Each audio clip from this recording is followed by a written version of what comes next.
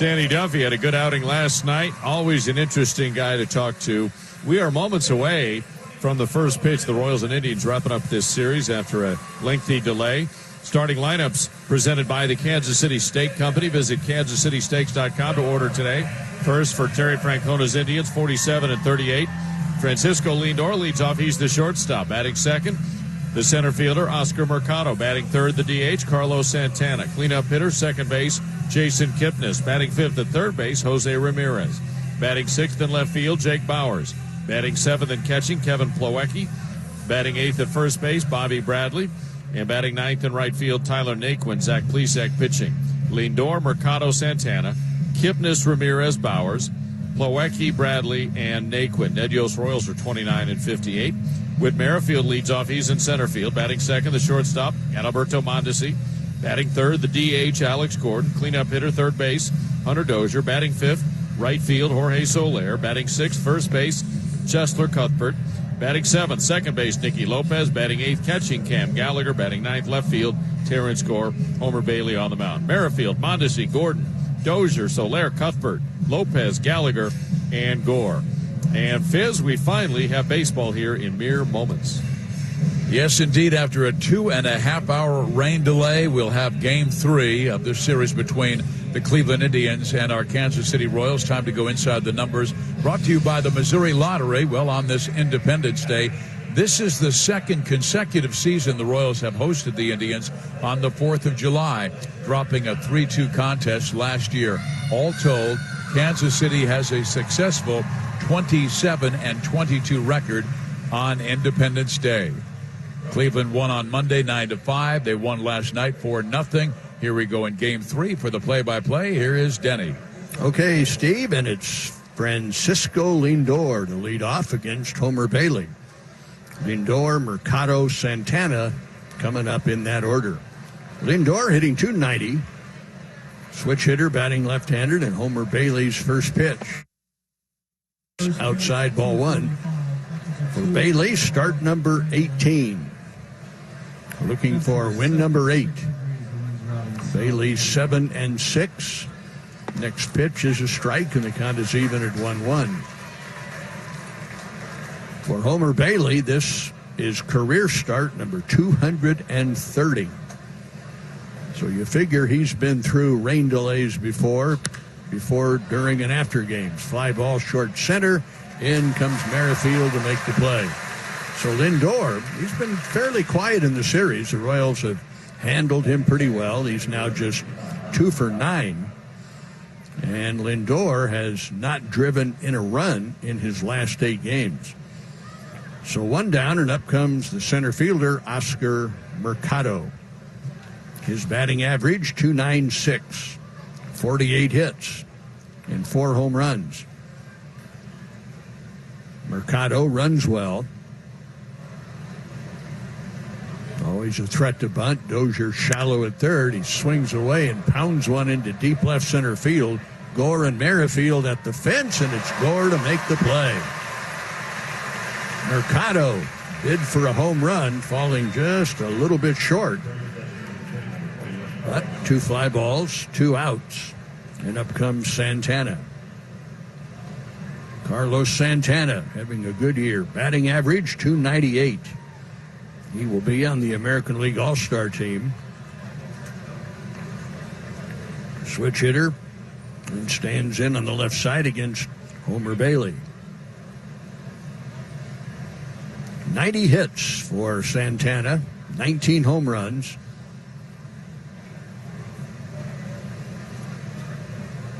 Bailey brings it in. Santana takes a strike. Carlos now has reached base by way of a hit or a walk in 44 of his last 45 games. And that includes the last 26 in a row. A little tight, and 1 ball, 1 strike. Santana, very selective hitter, always among the league leaders in walks. And on the big league level, among all major leaguers, he is 5th in walks with 59. Bailey high and away, and the count 2 balls, 1 strike. Since the 29th of May, over his last 31 games, Santana is a .336 hitter. 10 home runs, 23 driven in. It's a high pop foul down the left field line. Dozier over near the stands, but it's into the seats and out of play.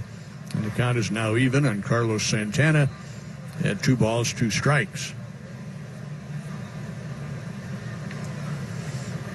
So in his last 31 games, Santana .336, 5 doubles, 10 home runs. He has scored 29 times.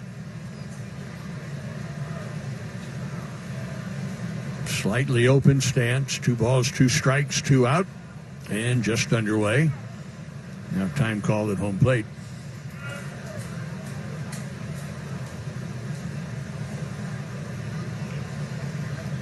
And the 2-2 pitch to Santana. Just off the outside corner in the full count. Santana 4 out of 8 in the series. 3 runs scored. He has homered in the series. Walked once. 3-2 pitch on the way. And he walked him. So the streak continues. 45 of his last 46. He has been on base by way of a hit or a walk. And now 27 straight. That brings up Jason Kipnis, the Indian second baseman, hitting in the 4th spot in this game. Batting average .239. 59 hits, 6 home runs, 31 driven in for Kipnis. Santana held by Cuthbert at first. Pitch from Bailey is outside, ball 1.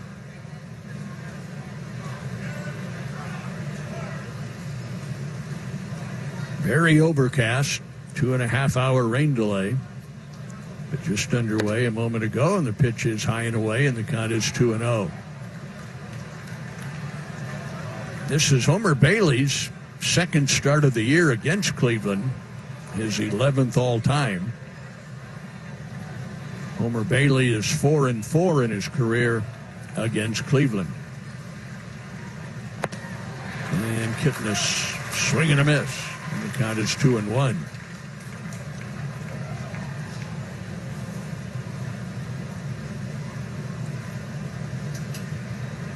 Jason Kipnis, 0 for 7 in the series.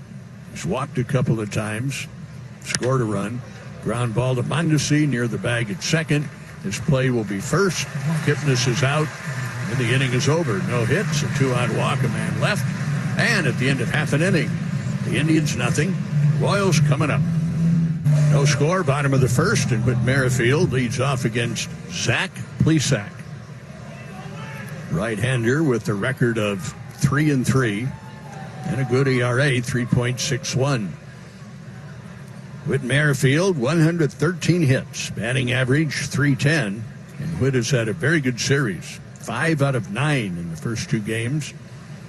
A double, a stolen base, and a hard-hit ground ball. Lindor to his left gets a nice big hop and guns it to first just in time to get Whit. So Merrifield, he's done quite often over the last couple of weeks, going after a pitcher's first pitch. One away for Mondesi. Alberto Mondesi hitting .265 with 7 home runs, 47 driven in.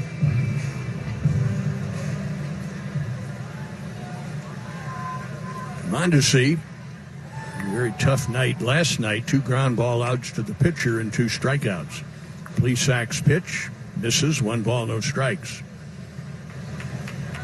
So Mondesi, 1 out of 8 in the series. And a fastball strike. Plesac, at this point in his young career, and he just came up from AAA Columbus in June. Plesac, 3 wins, 3 losses, and he's basically a fastball changeup pitcher. He has a slider and a curveball, but he still needs work on his secondary pitches. Now ball 3 to Mondesi. But Plesac will be very aggressive. He'll go right after the hitters, and a ground ball through the middle. Backhand by Lindor and over to first in time. That time Lindor was set up exactly behind second base. So he had completely abandoned the shortstop position, or the traditional shortstop position, leaving third baseman Ramirez all by himself between second and third. But that time the positioning paid off. Took a hit away from Mondesi, and now Plesac will battle with Alex Gordon, who takes a fastball outside. Alex hitting .270, 82 hits and 10 home runs. Plesac with a breaking ball strike. So that was his curveball. Alex 4 out of 7 in the series. Reached base 3 times last night. This pitch just off the outside edge. 76 degrees. First pitch came at 2:45.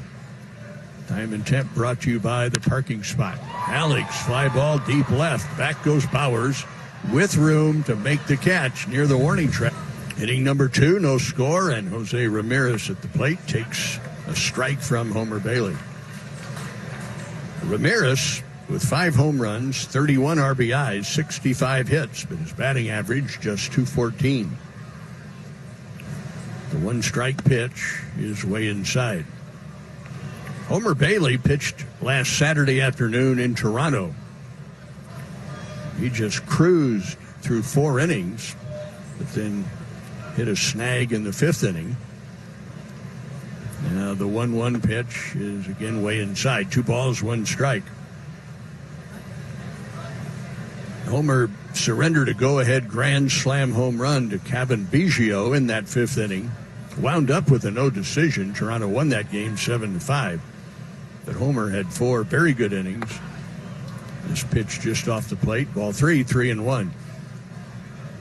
Bailey ended up being charged with 5 runs on 5 hits, with 4 walks and 6 strikeouts. Allowed just 3 hits over the first 4 innings. But then came the 5th. 3-1 is hammered down the right field line, hooking in the corner, and it is a fair ball and gone. Jose Ramirez just kept it fair, just got it over the railing. I mean, that's measuring the ballpark as fine as you possibly can. So Ramirez with his 6th home run, it was basically a hooking line drive. And it just did stay fair, so it's 1-0 Cleveland. And for Homer Bailey, home run number 12 allowed this year. The batter is Jake Bowers. Jake hitting .242, 32 RBIs, and 10 home runs. First pitch is a strike.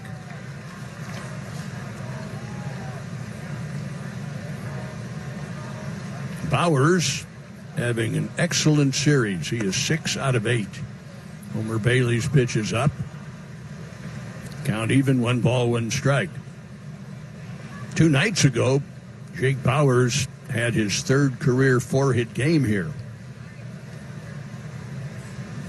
Up there left-handed, and Homer Bailey's pitch, a splitter, and it stayed up. Jake Bowers, over his last 16 games, is a .370 hitter. Now the 2-1 pitch, and a strike, and the count is even at 2-2.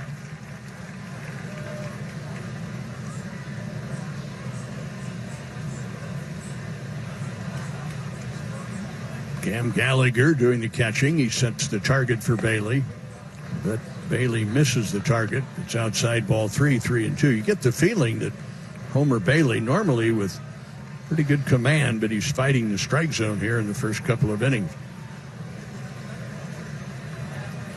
3-2. Next one to Bowers, and a good swing, and he fouled it straight back. Let's pause for station identification. This is the Royals Baseball Network. Giving away a prize every segment starting July 8th during Christmas and July week. 610 Sports Radio. KCSP Kansas City. WDAF HD2 Kansas City. A radio.com sports station. 3 balls, 2 strikes on the Indians left fielder, Jake Bowers. Homer Bailey nodding yes to the sign and pitches. And it's swatted foul and out of play, banging off the facade of the club level and back down into the lower deck. Capital Federal Royals trivia question today. Who is the only player born on the 4th of July to play for the Royals? Louis Ostrand of Lincoln, Nebraska, knew that it was Fred Rico. Who is Fred Rico, you ask? Good question. Fly ball twisting into the seats way down the left field line. Still 3 balls, 2 strikes. Fred Rico was born on the 4th of July, 1944. He was an outfielder. He was one of the players taken in the expansion draft by the Royals way back in '69. Fouled away.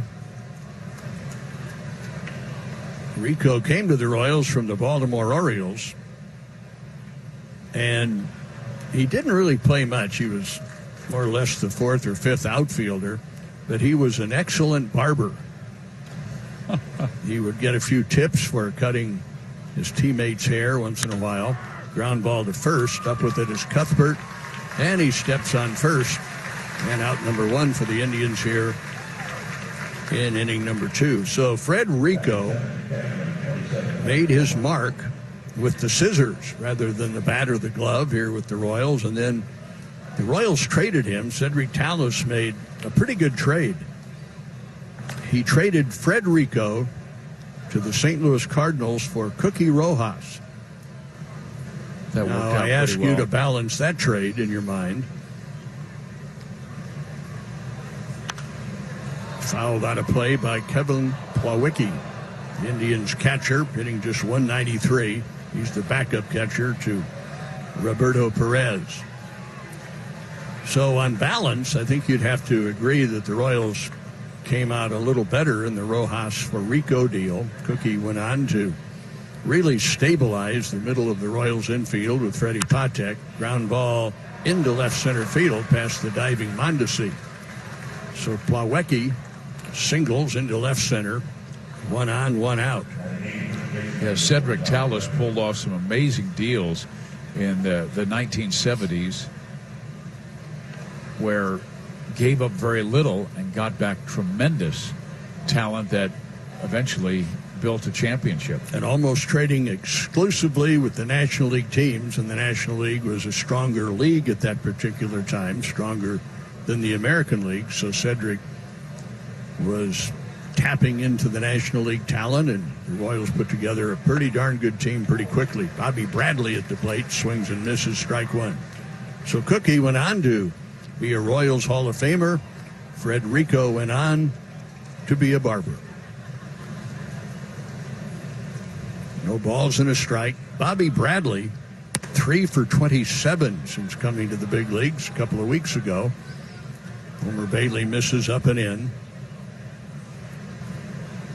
Bobby Bradley, just 1 hit in his last 22 at-bats. Left-handed batter. He was tearing up the International League, but it's a little different league. And Homer Bailey misses down, and Homer's still trying to find his good, sharp command. It is not his friend at the moment. Plawecki, the runner at first, held by Cuthbert. 2-1 to Bradley. And a strike. And the count is even at 2-2. Homer, despite surrendering 5 runs in Toronto last Saturday, has had a pretty darn good stretch. 3-1 with a 3.3 earned run average over his last 7 starts. Been pretty consistent. Bradley chops one foul over toward the first base dugout. Bailey is unbeaten in his last 5 outings. And over those 5 outings, 3 wins, no losses, 2.70 ERA. And that stretch included 16 2/3 consecutive scoreless innings. It's the longest stretch by a Royals hurler in 4 seasons. Bradley again rolls one foul. Still 2 balls, 2 strikes. Bradley 0 for 3 in the series. 1-0 Cleveland. Ramirez, leadoff home run here in the second. Next pitch to Bradley, and another slicing foul, this time down the left field side. So Homer, without his good command, and he's working to his 8th hitter, and the pitches are beginning to pile up. Homer now has thrown 38 pitches.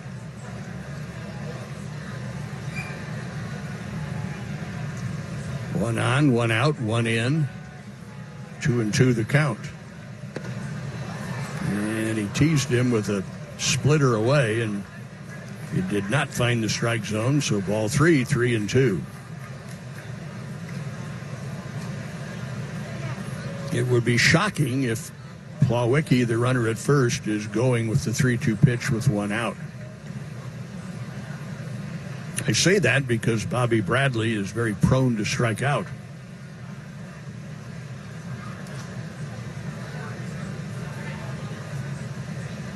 Homer Bailey to the belt. The runner goes. I'm shocked. Swing and a miss. I'm not. Throw to second. Out at second. And I'm completely not shocked. Well, that's really rolling the dice when you got a guy that's striking. Enter the bottom of the second inning. The game delayed at the outset by 2.5 hours. So Hunter Dozier, Jorge Soler, Chesler Cuthbert will come up against Zach Plesac. Plesac, 24 years old. He is from Crown Point, Indiana. Born, raised, still lives there. He went to college in Indiana at Ball State. 6'2", 200 pounds. First pitch to Hunter Dozier from the right-hander. And he throws a breaking ball that's low for ball 1. Hunter Dozier with a batting average of .293. 68 hits, including 13 home runs. He's driven in 44. Right-handed batter takes a strike on the outside corner. Hunter Dozier 0 for 4 last night and 1 out of 8 in the series. That one hit was the triple. You might remember he tried to come on home and was thrown out at the plate. Ground ball deep third. Long throw is low and safe. Looked like Bradley trying to handle that throw might have broken contact with the base.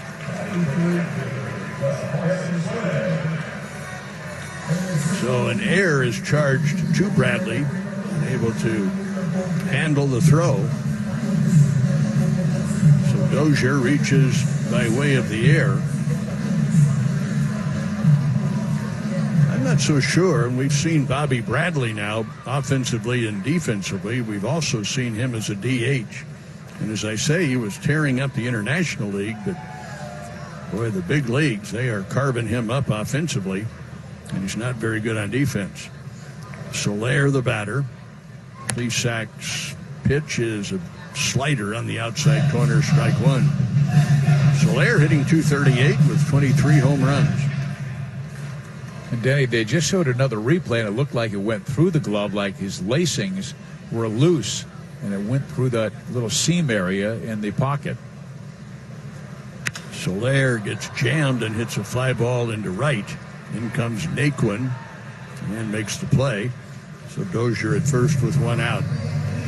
Yeah, nobody likes it when their lacings are loose. No. If you've got loose lacings, you've got problems. You're going to trip up the stairs.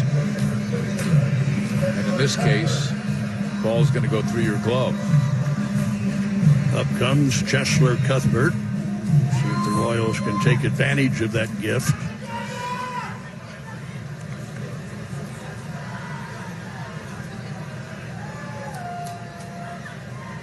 Zach Plesac turns and guns one over to first. The runner back. He has a terrific move to first base. Dozier had to scramble back. And I'll tell you right now, that wasn't his A move. He's got a better move than that. And there it is. And boy, Dozier just did get back.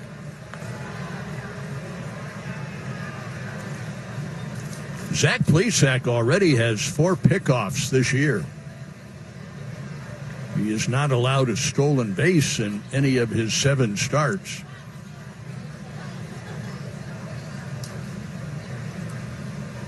Comes set, brings it home, and a fastball strike on the outside corner to Cuthbert, who's hitting .288.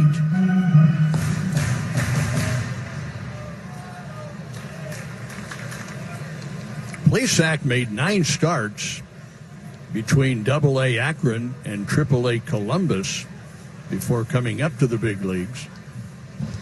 Swing and a miss. Good breaking ball down and away. Had Cuthbert reaching, and now the count is Plesac's way 0-2.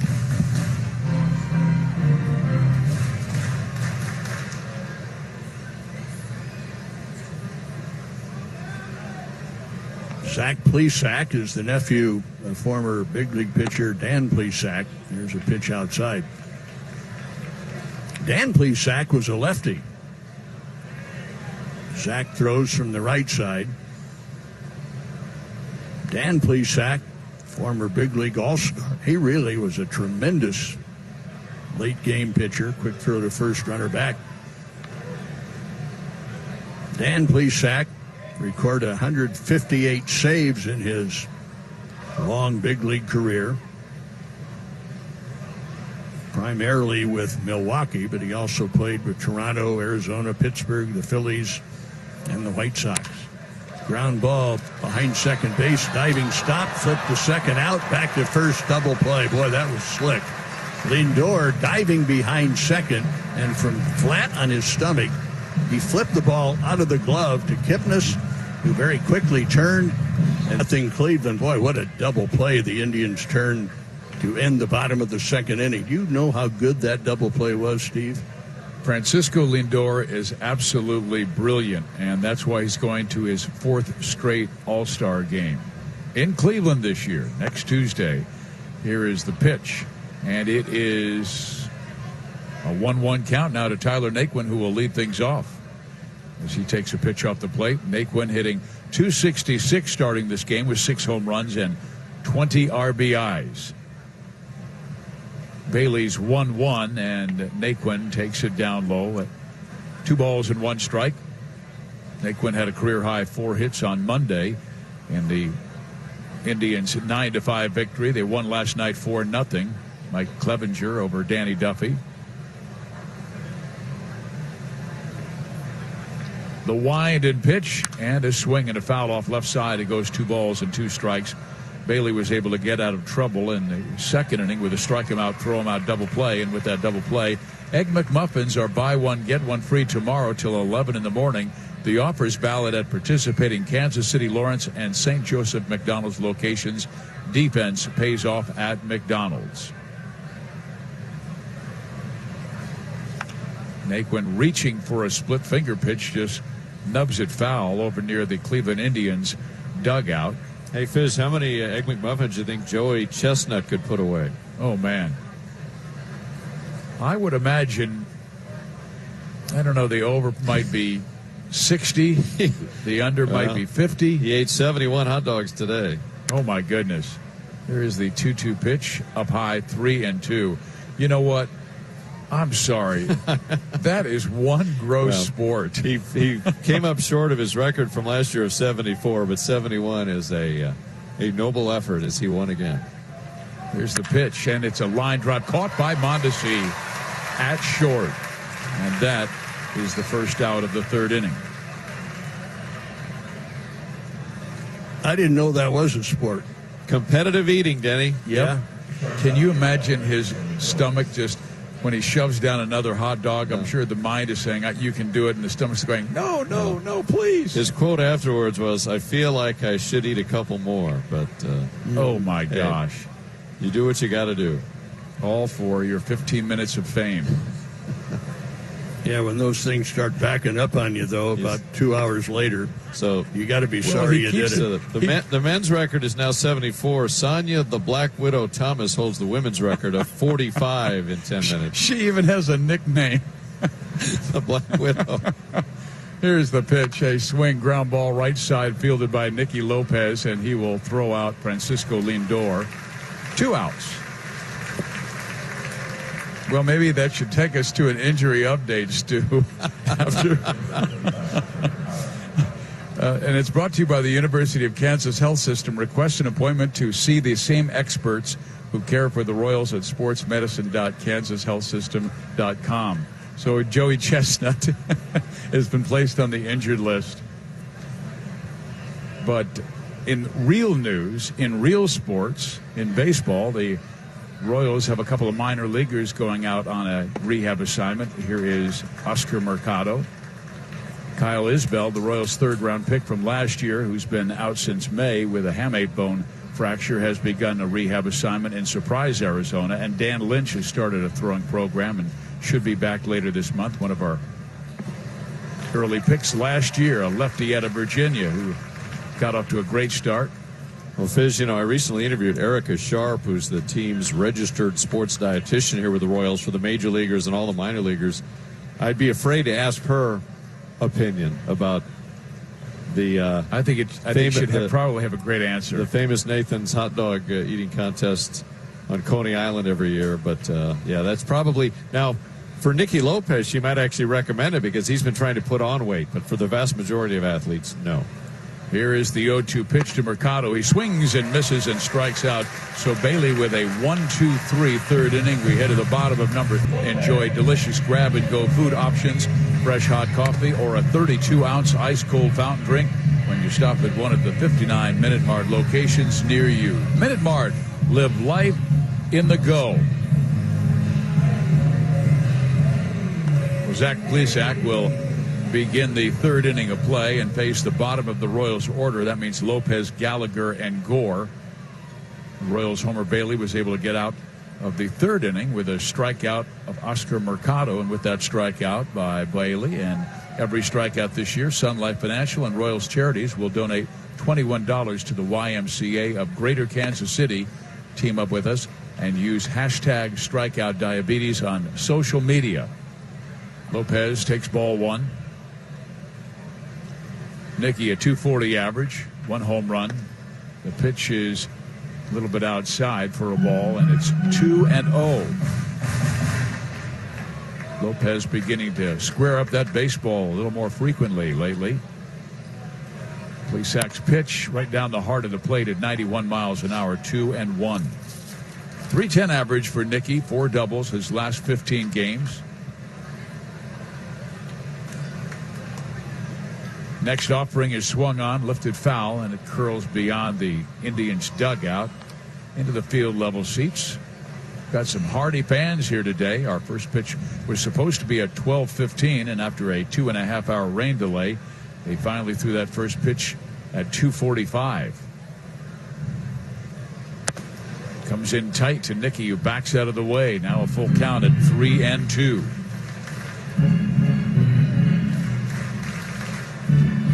Kevin Plawecki is catching Zach Plesac today. First 2 games were Roberto Perez. Here's the pitch, a swing and a miss, and he threw a good 4-seam fastball that had late life to it, and Lopez strikes out. First for Plesac. Bobby Bradley is at first base, Jason Kipnis at second, Francisco Lindor at short, and Jose Ramirez at third. Outfield left to right, Bowers, Mercado, Naquin. And they're pretty much straight up for Cam Gallagher. Plesac to Cam, high and tight, 1-0. Because Maldonado was so hot offensively, Ned Yost wanted to stay with the veteran Martin recently, and Gallagher has not played in a game starting since June 26th at Cleveland. There's a strike and a 1-1 count. And because of the lack of timely starts, Gallagher hitting just 182. Fastball runs outside, 2-1. Plesac had been outstanding in his first 6 starts in the big leagues, but last one did not go well at Baltimore. 2-1 pitch, breaking ball in there, 2-2.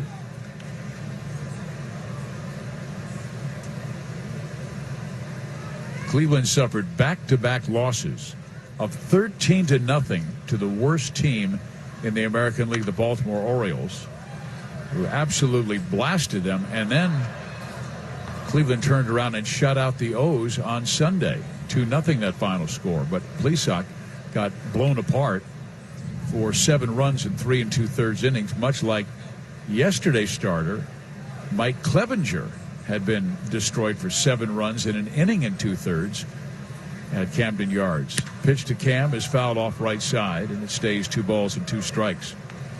But then Clevenger turned things around yesterday, and right after he had that horrible start in Baltimore, he shut out the Royals in 6 innings and is now 7-0 against Kansas City in his career. Gallagher awaits right side of the box. The 2-2 is outside and a full count to Cam. Wind blowing out towards left. Nice breeze, 15 to 20 miles an hour.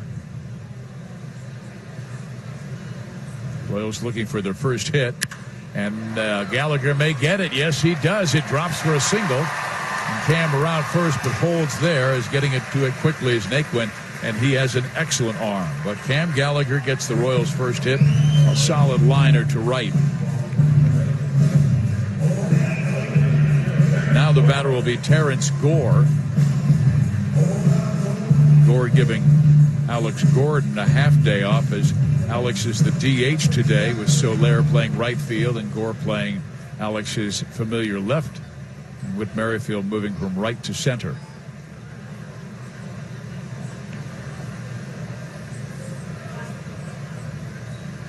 Plesac deals and Gore shows bunt, takes a strike.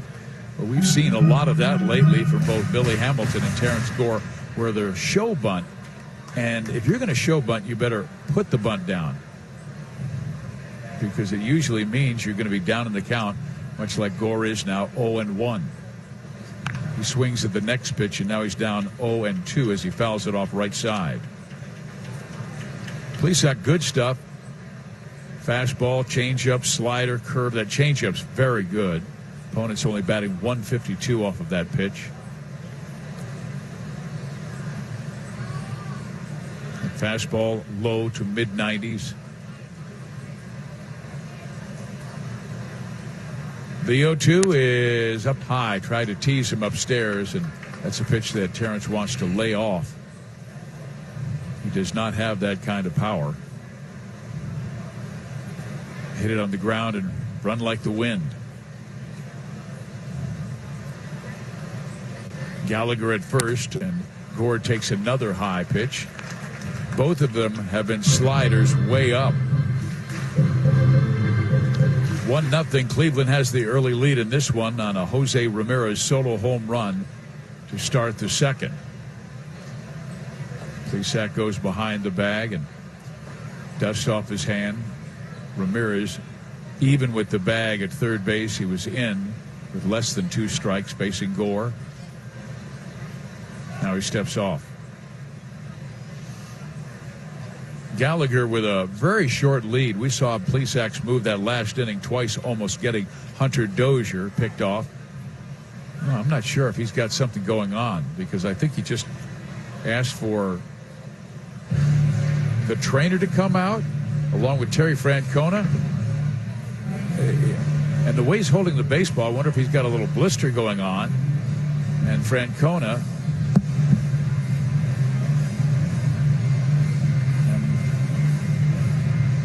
I'm not sure if it's just too much sweat or what, but he's taking that towel and wiping off both arms and his face. Apparently the rosin wasn't enough, and too much moisture on his hands. So now Plesac says he's ready and walks back across the mound out towards second base. Now back up. And quite frankly, it's not that hot and humid today. It's rather pleasant. First pitch was a very comfortable 76 degrees for a July summer game in the Midwest. But he's ready to go now. And the 2-2 pitch to Terrence Gore. Outside, 3-2.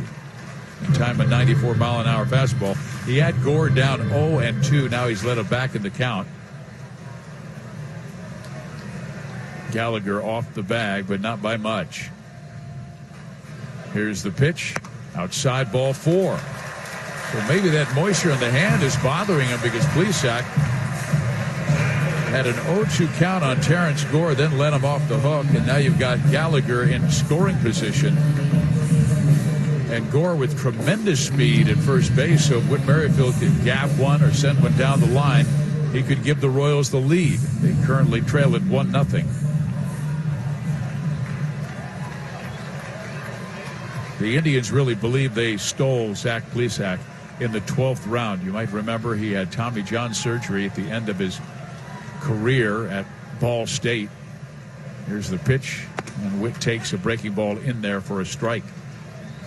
So that's why he fell to the 12th round, but they allowed him time to recover a full season that he missed in all of 16 just to get the arm ready again. Flew through the system and in the big leagues in 2019. Plesac to Merrifield, a swing and a miss and an 0-2 count. Whit hit the ball sharply his first time up, but grounded out to short. Leads the American League in hits with 113. Leads the American League 184 total bases.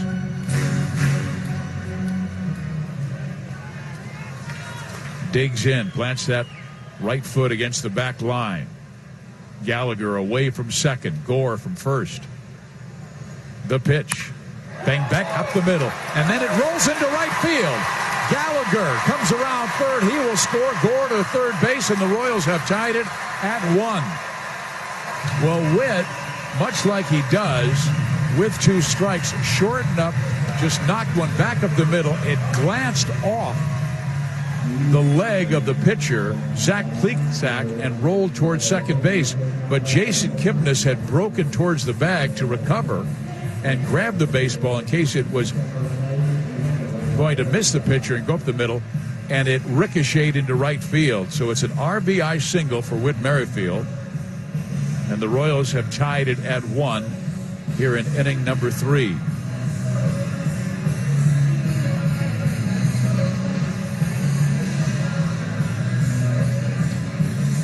Francona came out to make sure his pitcher was okay, and now Ned Yost is coming out to complain to the home plate umpire Brian Knight, saying, hey, that's their second visit.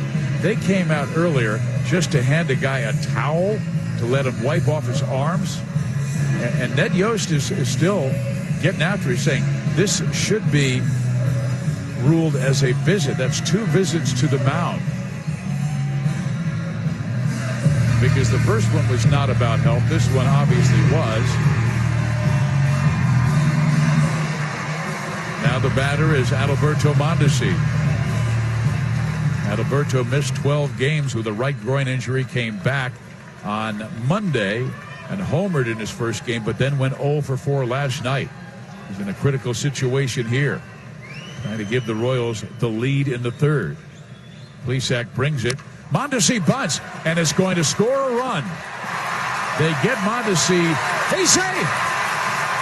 They say he's safe. The ball was there in time, but I guess Bradley did not have his foot on the bag. And it's a base hit for Adalberto Mondesi, an RBI for Monty, who now has 48, but he just dragged that up the first base line. Plesac pitched up the baseball, looked to first. Yep, Bradley's foot wasn't on the bag. Man, oh man, he's made 2 big mistakes today, and the Royals have a 2-1 lead because of it. The run would have scored anyway on Mondesi's hit. But Bradley, realizing that Plesac was going to receive the baseball, had to get his foot on the bag. And here's the pitch to Gordon, and he takes strike 1. So Fortune smiling on the Royals with help from first baseman Bobby Bradley. Well, they're keeping Bradley in the game, not for his defense, but for his offense. But he's 1 for his last 23. And his defense is offensive. 1 ball, 1 strike.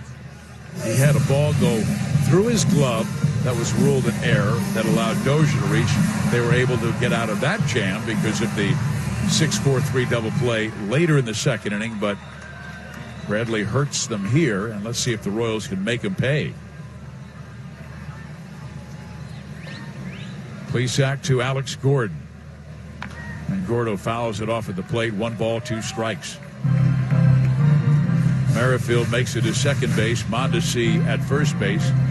The Royals have pulled off double steals before, but we told you Plesac has a remarkable move to first base. We have not seen it yet to second, but he has not allowed a stolen base in his 7 starts this year. Lindor cheating towards the bag. Here's the pitch. And there is a liner, and it's caught by Bradley, and he does not get back to the bag in time for the double play. But he did make the catch this time. So Gordon with a soft liner out. Mondesi freezing on the line drive and then having to scramble back to the bag, and he dove back just in front of Bradley's foot touching down. So now Dozier comes up.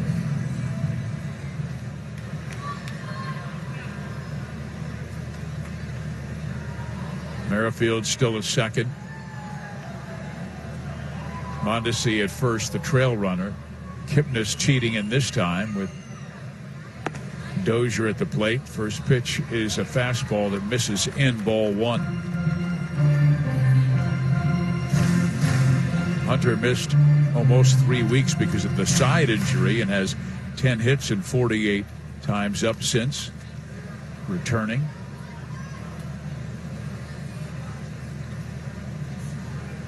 The 1-0. Breaking ball low, 2 balls and no strikes. That wind blowing out towards left, and Dozier has pull power. That's where he gets most of his home runs. He has 13 this year and has driven in 44. Plesac to the plate. Outside, 3-0. He has not fared well since asking for help from the dugout with the towel, drying off both arms and his face, obviously sweating a lot, and it's not particularly that hot and humid today.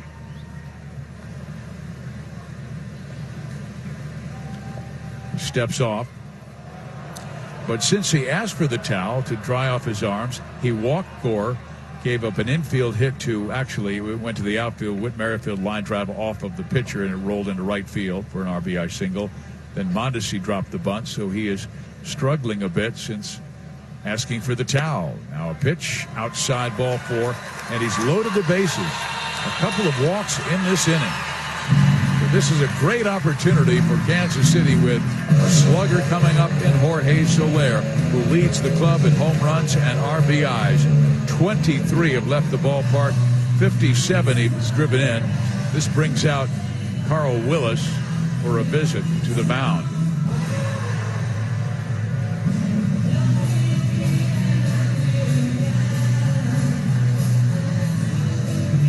Well, the Royals trying for their first win of this series. They won 9-5 on Monday. Cleveland won 9-5 on Monday, and the Tribe won 4-0 last night. Soler is only up for the second time this year with the bases loaded, 0 for 1. I remember talking with Reds great Tony Perez about these situations. He was so good with the bases loaded, and he said, it favors me. The pitcher's got to come to me. He can't make a mistake. And Tony felt so confident at the plate, and he had the ability to cover foul line to foul line, and he drove in so many runs in this situation. Here is Soler. Plesac ready to the plate. Jorge checks his swing on a breaking ball that misses outside, ball 1. He's been seeing the ball a lot better. Some of his takes have really been good just recently in this series. 3 hits in the series.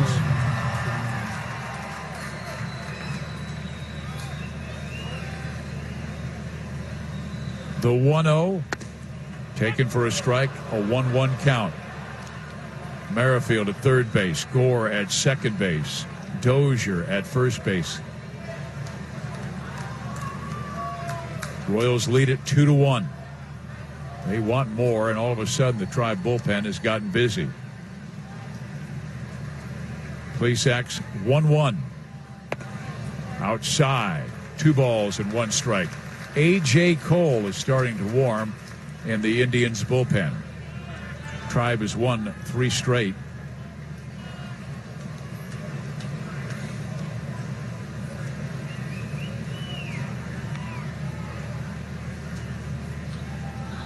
Zach to Soler. In there. Just did graze the outside corner at the letters with a slider at 84, and that evens the count at 2-2. Opponents have been hitting .303 off of that slider, and he hung a few in this inning. Merrifield down the line at third. Plesac's 2-2. Soler takes just off the plate. Another slider.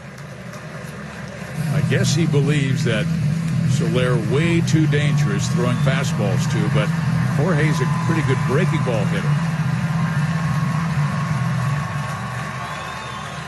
The ones that he's been missing are the ones that aren't strikes. Discipline here needed. The 3-2. Foul back. That time he did come with a fastball in on Jorge's hands.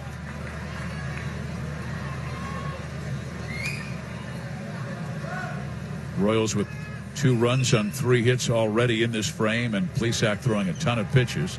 38 in this 3rd inning alone, and a total of 57. He comes set. Brings the pitch home. High and tight. And that's ball 4. Whit Merrifield will score, and the Royals take a 3-1 lead. There's a bases-loaded walk, which the Royals up by 2, and here comes Terry Francona, and I believe we're going to see Mr. Cole come at a bullpen because Plesac is really struggling in his 8th big league start. 3-1, Royals lead it. One call does it all. This call to the bullpen is sponsored by Bob Hamilton Plumbing, Heating, AC, Rooter, and Electrical. Peace of mind guaranteed for all of your plumbing, cooling, and electrical needs. 888-4BOB. Remember the info. Check out Royals.com/theme tickets again July 13th. Mizzou night. The Mizzou theme bucket hat. Royals.com/theme tickets. Okay, Fizz. A.J. Cole now against Cheslor Cuthbert. Yeah, A.J.'s a hard thrower. I mean, he's a big guy, 6'5", 238.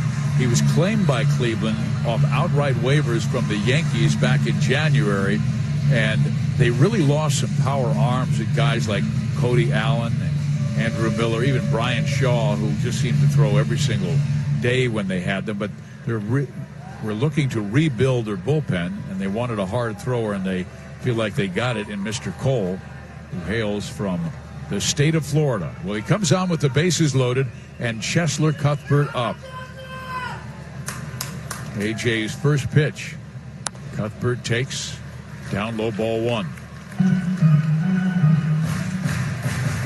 The Royals have a 3-1 lead. They've knocked the starting pitcher, Zach Plesac, out of the ball game. 2 out, bases juiced. The pitch. A strike in a 1-1 count. Right-handers like Cuthbert hitting .279 off Cole with 2 home runs. Left-handers .296 with 2 home runs. Mondesi down the line at third. Dozier away from second base. Soler at first. Cole's 1-1. Cuthbert takes it in the dirt. Good block by Plawecki, or a run would score with Mondesi's speed. Nicky Lopez on deck. Well, this is the Royals' chance. They really had a difficult time scoring runs last night in a 4-0 loss to Mike Clevenger and the bullpen. Royals have scored 3 times, forcing Cleveland pitchers to throw over 40 pitches. Here it comes. Cuthbert swings and misses at a fastball, and now it's even 2-2.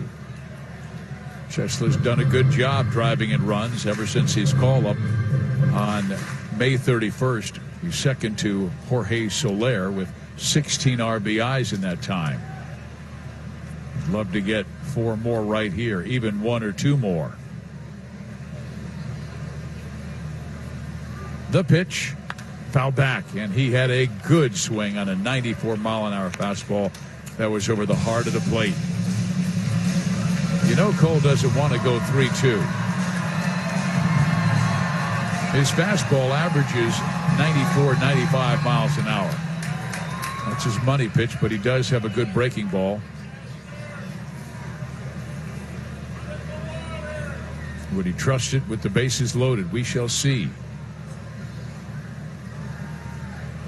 The pitch. Cuthbert again, a good swing on a fastball. That time it was middle in, but on his hands enough that he couldn't get the sweet part of the bat on a baseball.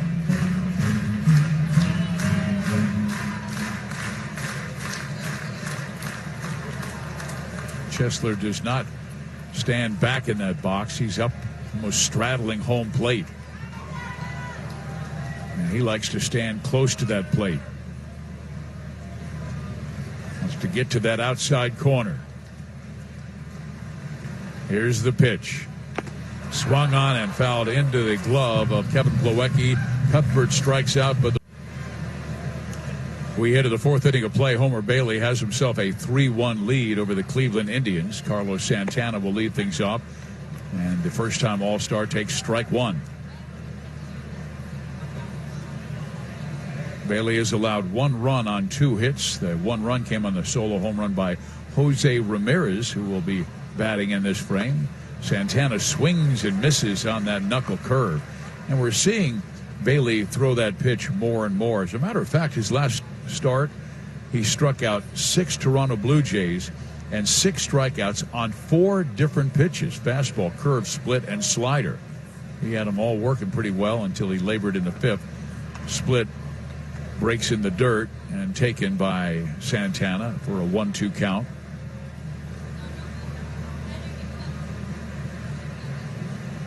Homer was breezing through 4, but then you figure things were getting a little more difficult with the Blue Jays when he walked 2 in the 5th before that Cavan Biggio home run.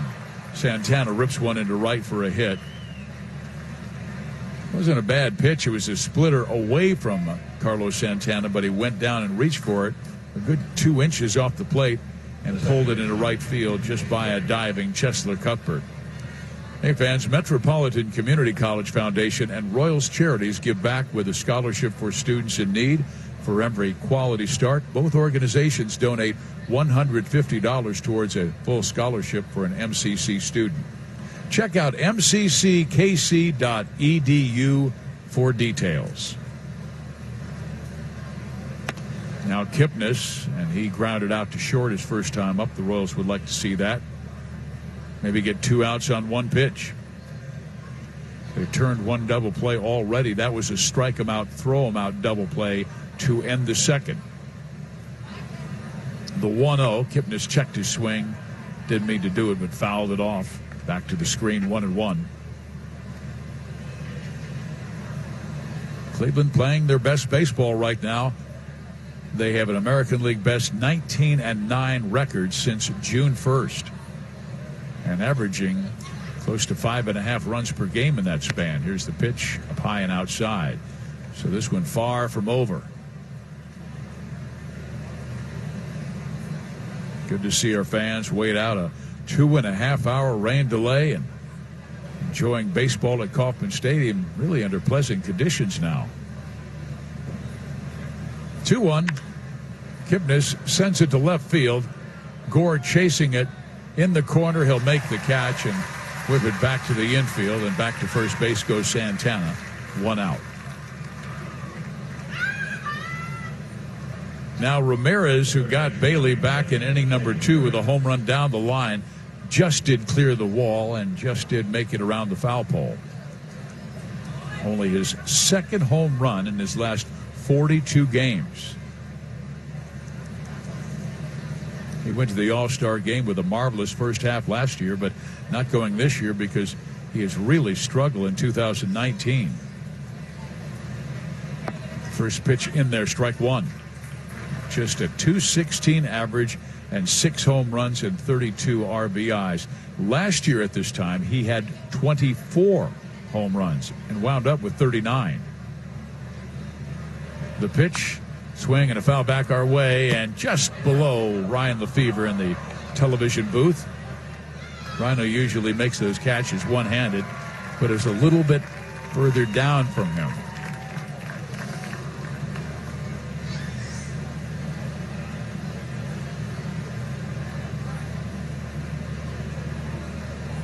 Count favors Bailey. 0-2. The pitch, high and tight. Backed him off the plate.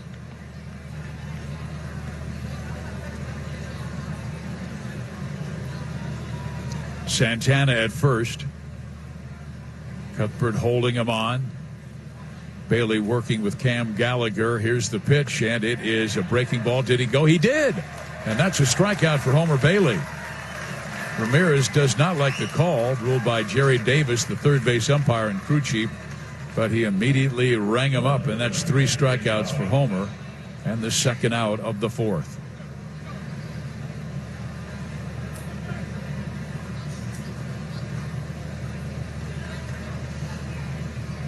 Here it is, our birthday. Happy Independence Day to all you fans out there.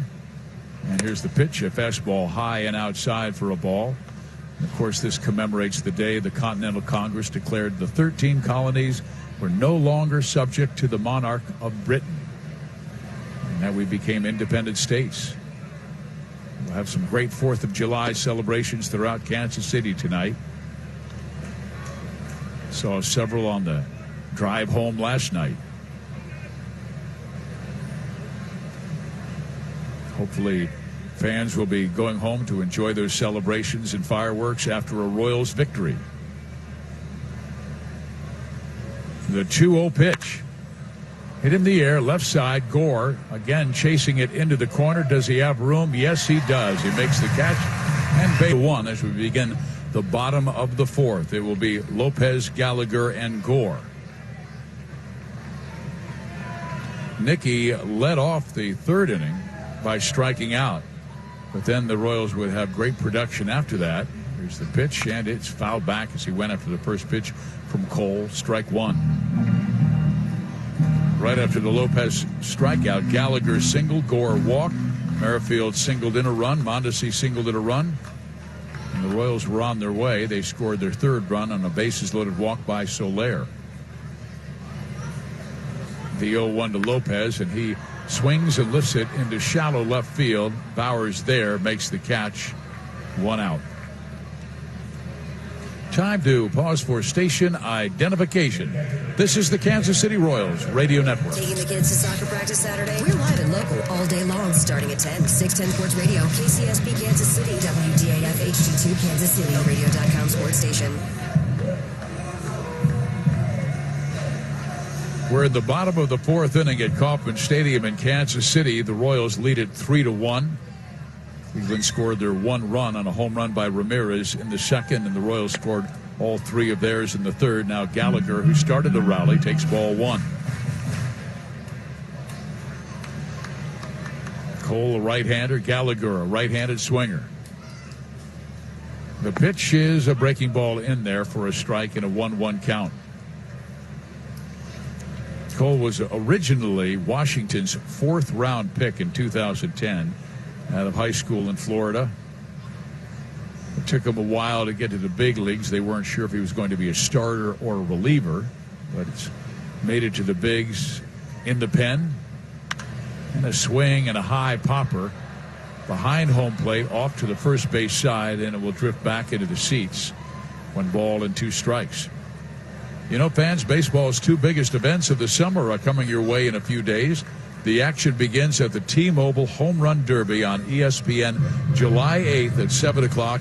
Then you can catch baseball's biggest stars at the 90th Major League Baseball All-Star Game presented by MasterCard. July 9th on Fox. Coverage begins at 6:30. And there is Gallagher with a drive to center field, but Mercado has it measured and makes the catch for out number 2. Cam just got too much air underneath it, allowing Mercado to cruise underneath and make the catch in right center. They have the slots made for the home run derby. It will be Christian Yelich of Milwaukee against Vlad Guerrero of Toronto. Bregman of Houston will square off against Jock Peterson, and Pete Alonso of the Mets against the Indians' Carlos Santana. And then the final matchup will be Josh Bell of Pittsburgh against Ronald Acuna of the Atlanta Braves. Gore takes strike one. Cole's next offering is swung on and missed 0-2. Terrence walked, scored the go-ahead run on the base hit by Mondesi in the third.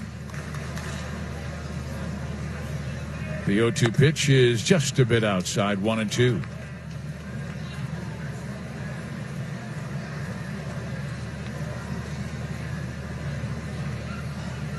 Cole gets the sign. The wind and pitch, and it is just barely off the plate. And Gore kind of eyeballed it back into the glove and then kind of peeked up at home plate umpire Brian Knight, hoping he wouldn't ring him up. He did not. So it's an even count at 2-2. The pitch just off the plate again, this time with the slider. Still have some heavy clouds that are drifting towards us. We had a 2.5-hour rain delay. 3-2 pitch. Gore pops it up, foul territory. Over goes the first baseman Bradley. Does he have room? No. Back into the seats. Another chance for Terrence. Boy, you'd love to see Gore just get on. A walk, a single, because then he could mess with the pitcher's mind with his great speed, ability to run the bases, and you know the Royals would be aggressive with 2 outs. But they have Merrifield, who's an excellent hitter on deck, Mondesi to follow.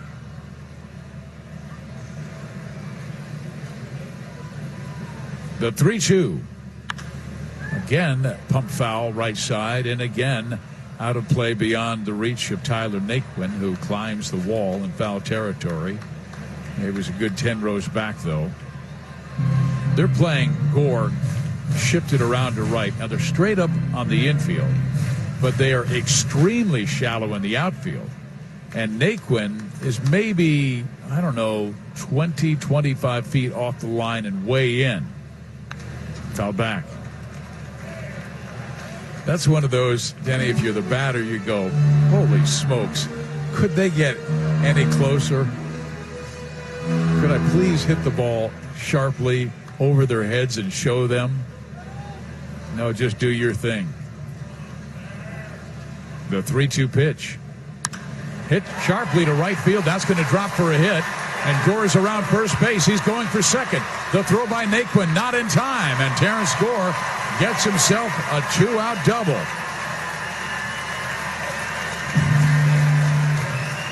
Naquin did a good job getting to the baseball, but because he was playing him so far over, shading him to right, that Gore, with that outstanding speed, was thinking 2 all the way, and now he's in scoring position for Witt.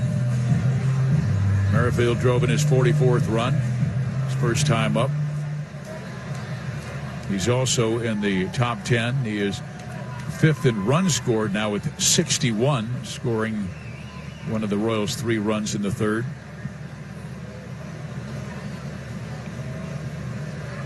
Gore, good lead at second. Cole gives him a look. The pitch, and Witt takes a strike.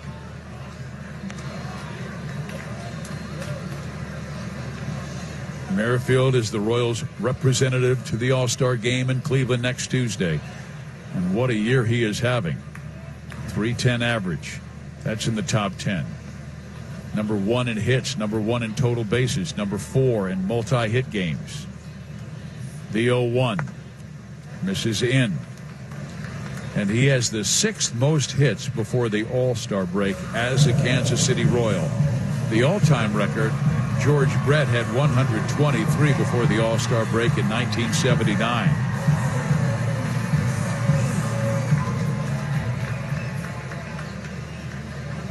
Witt digs back in. Count is 1-1.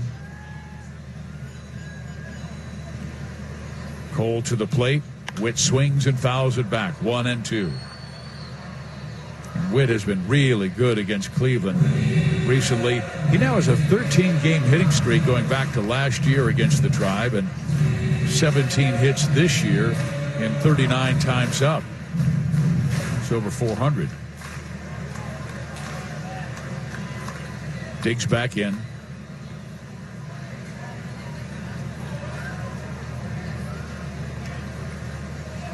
Count 1-2.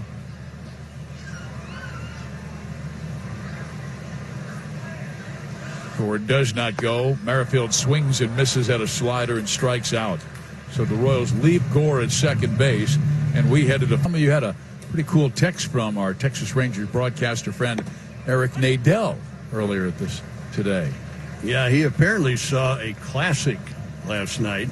Uh-oh. A game that should never be forgotten. I'm sure Eric will remember it all his life. Strike one to Plawecki. And now a pitch from Homer Bailey in on the hands is fouled off, and quickly Homer has the advantage in the count 0-2. Plawecki singled his first time up. Apparently that game was polluted by foul balls, or infested with foul balls, however you want to look at it, or maybe you don't want to look at it. They didn't have the foul ball repellent out? No, apparently not. 0-2 on the right-handed hitting catcher, and a fastball inside. 1 ball, 2 strikes. And they say the average Major League Baseball used in a game is between 90 and 115. And they ran out of that rather quickly. Well, they had 120 balls ready for the game. Next pitch to Plawecki is outside, and the count is even at 2-2. They needed 26 more than the 120 to complete the game. 146. Yeah. Well, that's a lot of souvenirs for the fans. One for everybody. Fouled away. There's a foul ball for you. No souvenir. It's picked up by the ball boy. 2 balls, 2 strikes. Bradley will follow. These are the last 3 hitters in the Cleveland batting order. Plawecki, Bradley, and Naquin. And Homer Bailey's pitch. Well hit, deep center. Back goes Merrifield. Near the warning track, to the wall. Makes the catch, bangs into the fence, holds onto the baseball. Good play by Whit Merrifield on a long drive by Plawecki. So 1 down, and now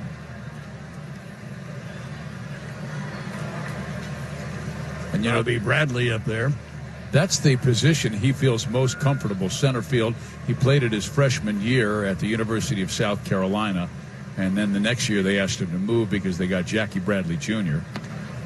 Fastball to Bradley is outside. Well, center field's the easiest of the 3 outfield positions to play because, very simply, you can see the ball off the bat, and balls hit to right and left normally are hooked or sliced, so you have that to play with. This pitch is low, and the count is 2-0 on Bradley, who is 0 for 1. And Denny, I did do some research on foul balls. Exhaustive research. Yes, to find out what is the fewest number of baseballs used in a major league game.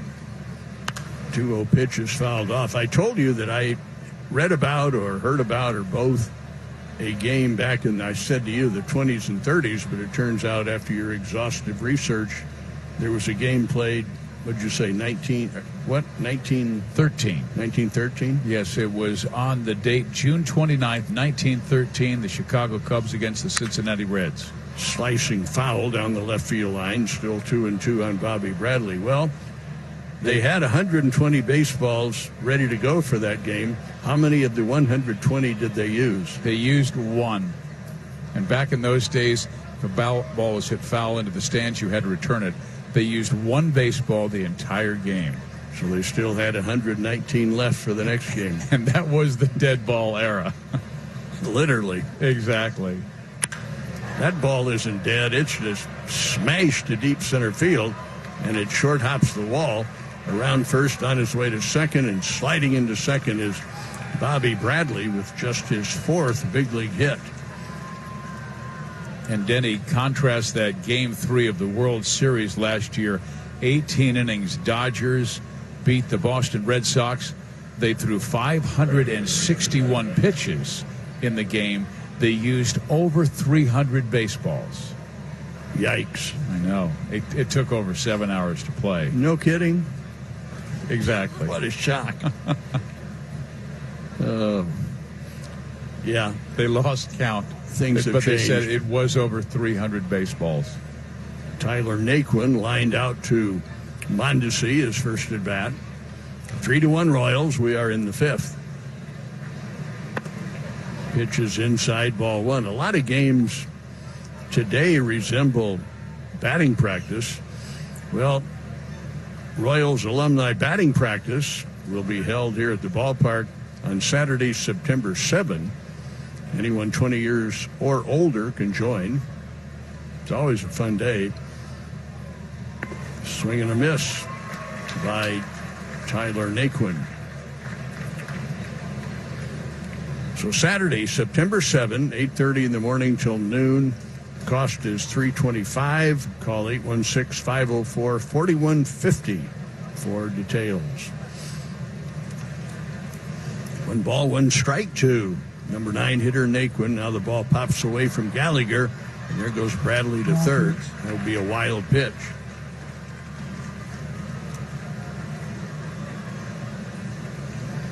The Indians scored their run in the second inning, leadoff home run by Ramirez. Then the Royals scored 3 runs on 3 hits in the third inning. 2 balls, 1 strike. The skies had brightened considerably, but now there's some big dark clouds rolling in from the northwest. The lights have been on since first pitch. Homer Bailey brings it in and misses the outside corner. 3 balls, 1 strike. Mentioned in the first inning, Homer's command not quite what it normally is. He's now thrown 82 pitches. But the veteran that he is, good competitor, he's hung in there. The Royals gave him 3 runs, and now he's got a runner at third, 1 out, and a strike to Naquin. That fills the count out to 3-2.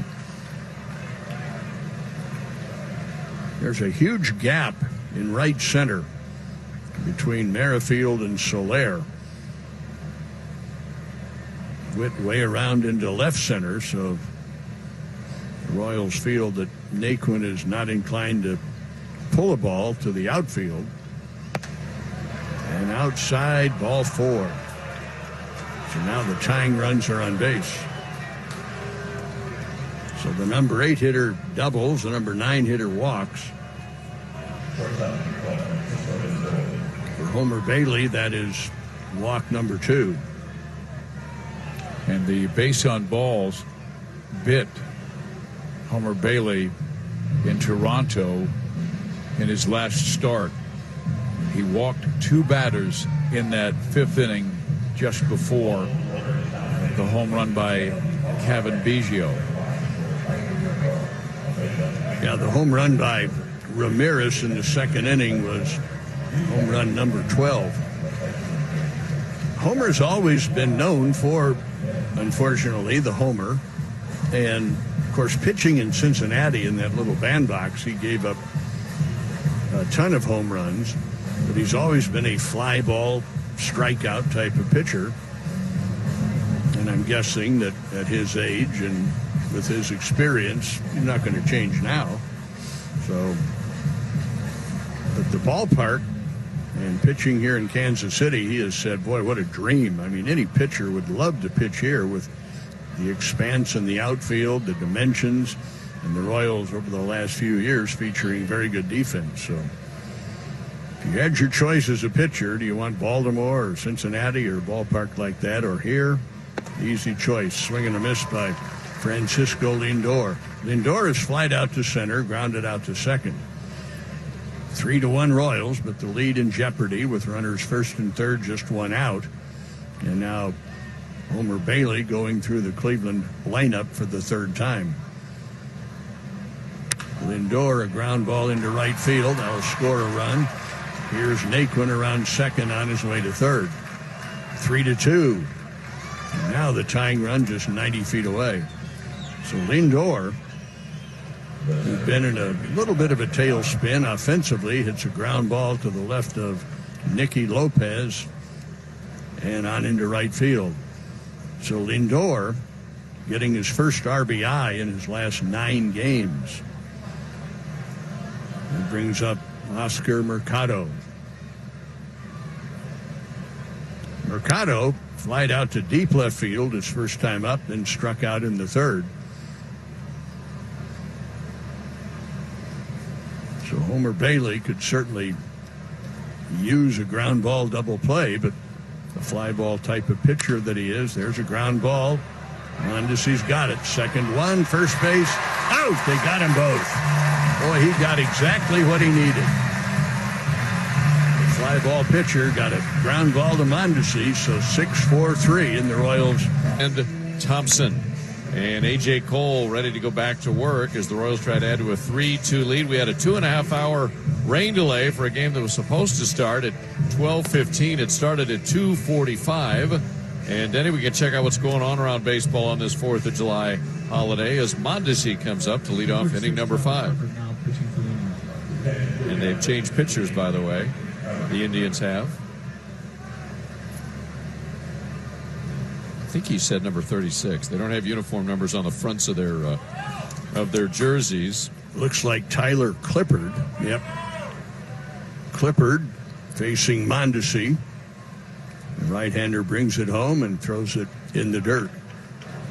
Mondesi grounded to short in the first inning, drove in a run with a bunt single in the Royals' 3-run third. Mondesi up there on the left side, and Clippard's next pitch is lifted out into very short center field. And the shortstop Lindor there to make the play, and one down. All right, Steve, what else is happening around the big leagues? Well, Denny, the update brought to you by Price Chopper, Kansas City, born and raised, and a proud partner of the Kansas City Royals. Detroit and the White Sox playing in good weather in Chicago. This rainstorm has not reached there, but boy, a lot of offense today. The Tigers did not score in the first, second, or third inning, but since then, I'll tell you in a second. Clippard's fastball to Alex is outside. It's a funny-looking line score because the Tigers lead 11-5 headed to the bottom of the 9th. Tigers hadn't scored through the first 3, 1 in the 4th, 2 in the 5th, 5 in the 6th, 1 in the 7th, 1 in the 8th, 1 in the 9th. So that's called pouring it on. Yeah. Fastball strike, and 1-1 to Gordon. Matthew Boyd, who's been the best starter for the Tigers this year and is in trade rumors, had kind of an up-and-down game. 4 runs over 5 1/3 innings. He did strike out 13, didn't walk anybody, but gave up a couple of homers.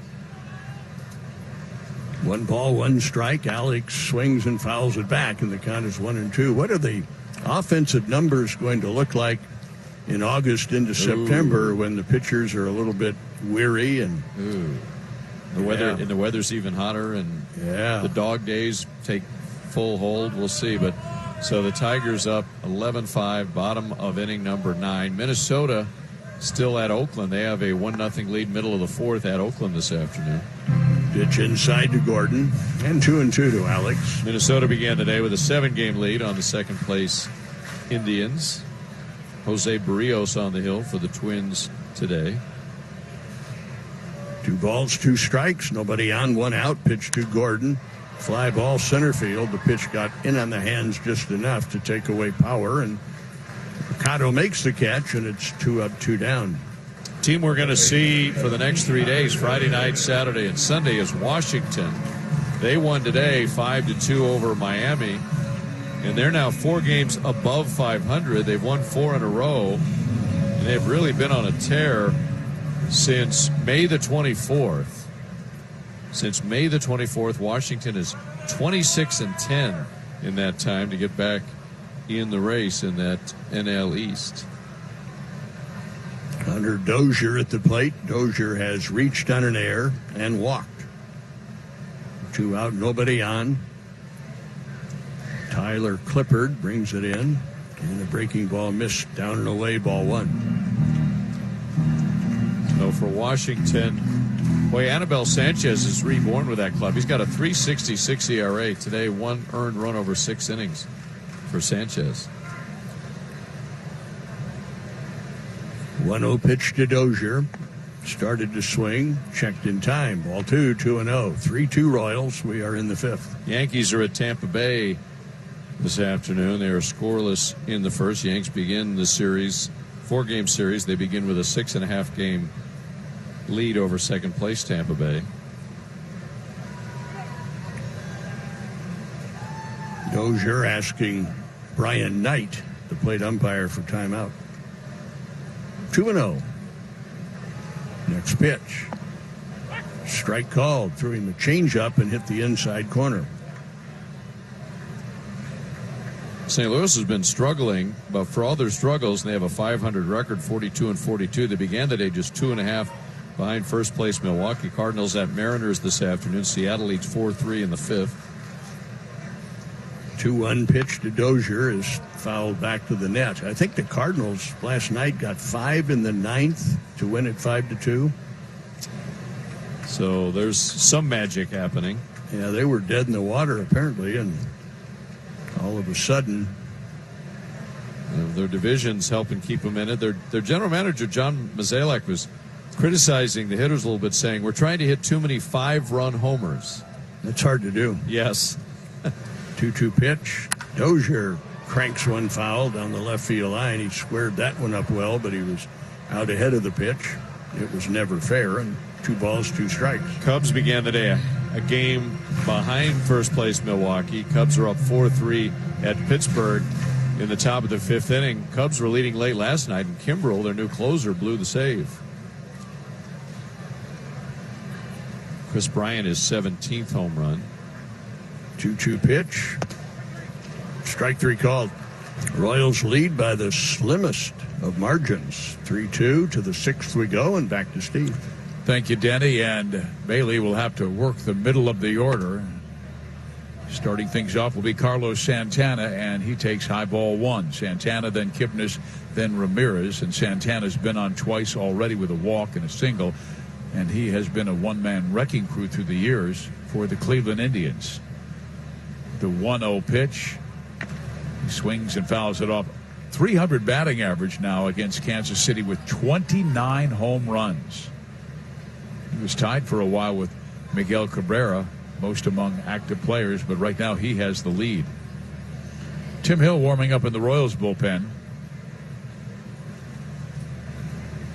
Bailey's pitch. Santana takes high and outside. 2 balls and 1 strike.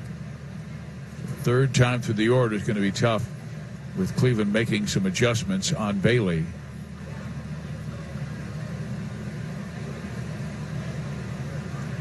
Homer working with Cam Gallagher gets the sign and brings it home. A swing and a foul back our way. Hits the netting and bounces down right in front of Jason Kipnis in the on-deck circle. Cleveland came into this game at 47-38, really playing some great baseball. Best record in the American League since June 1st at 19-9. And they climbed within 7 games of first place Minnesota.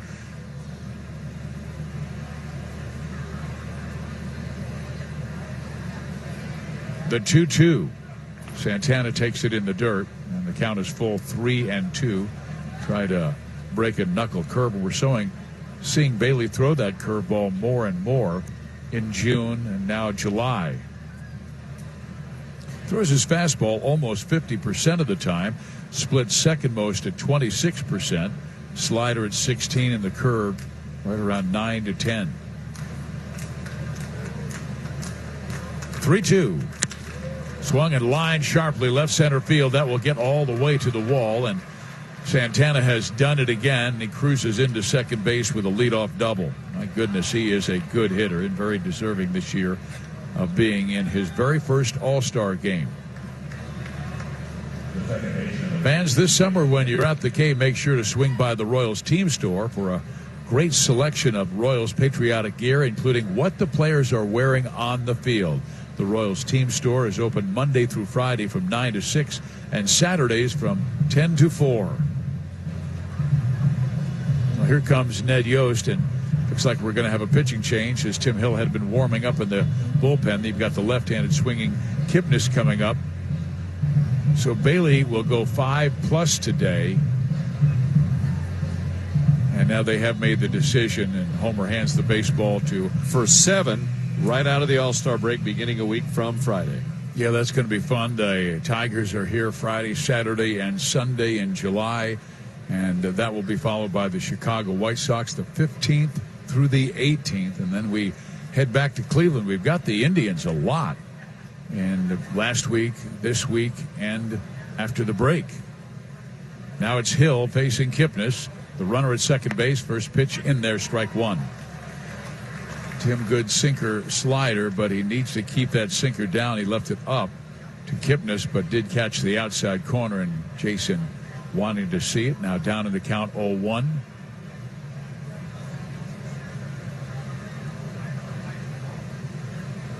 Hill to the plate. Kipnis shows bunt, pulls it back in time as the sinker wanders outside for a 1-1 count. Once again, dark, heavy clouds climbing over Kauffman Stadium. We had a 2.5-hour rain delay before the game's first pitch. The 1-1. Kipnis again, this time tried to bunt, bunted through it, and now he is down in the count 1-2.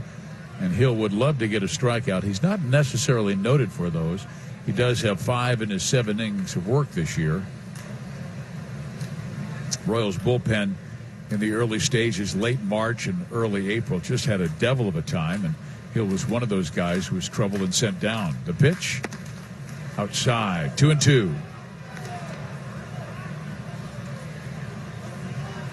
The Royals with 3 runs on 4 hits. Cleveland with 2 runs on 6 hits. Tying run at second base in Santana with nobody out. Hill comes set. Brings it home. Ground ball short. Mondesi holds the runner, and he'll throw out Kipnis by a step. 1 down. If the ball was struck to the right side, Santana would have been able to advance, but left side, Santana had to hold, and Mondesi made sure he put the brakes on. Now the batter, Ramirez, who homered his first time up. That was facing Bailey, the right-hander. Now will turn things around and face Hill, the left-hander, from the right side of the box.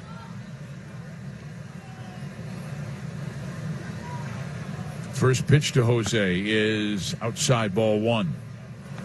Ramirez does have a good eye. 40 walks this year, 45 strikeouts.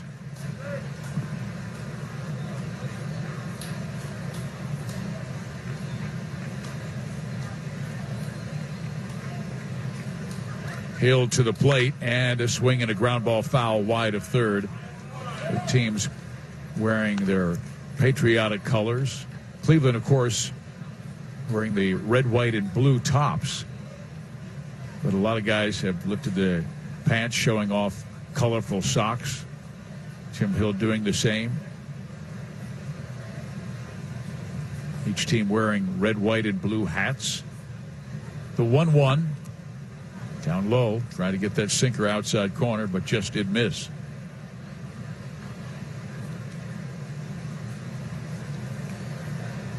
Cleveland scored 1 run in the second, and the Royals rallied for 3 in the third. And Cleveland scored 1 in the fifth to make it 3-2. Ramirez readies himself. Here's the pitch. A swing, ground ball third.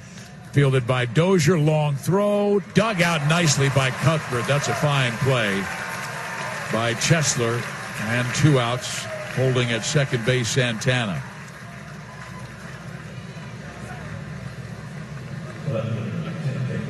Ramirez runs well.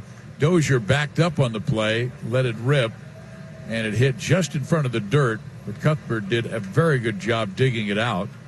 That could get down the line, and Santana would have scored to tie the game. But Hill almost out of the woods with Santana still at second base after his leadoff double. And the batter is Bowers, who's had a very good series. Hill's first pitch. Jake swings and misses, strike one. He's over 2 today. That was against Bailey, a ground out to first and a fly out to left. But prior to that, he was 8 for his previous 10 in the last 3 games.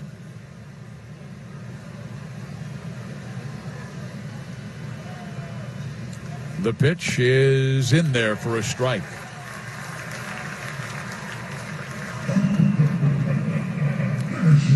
Bowers didn't like the call from the home plate umpire. Brian Knight steps out. Deep inhale, now exhale. He's hitting just .213 against lefties like Hill. The pitch. Outside, teased him away.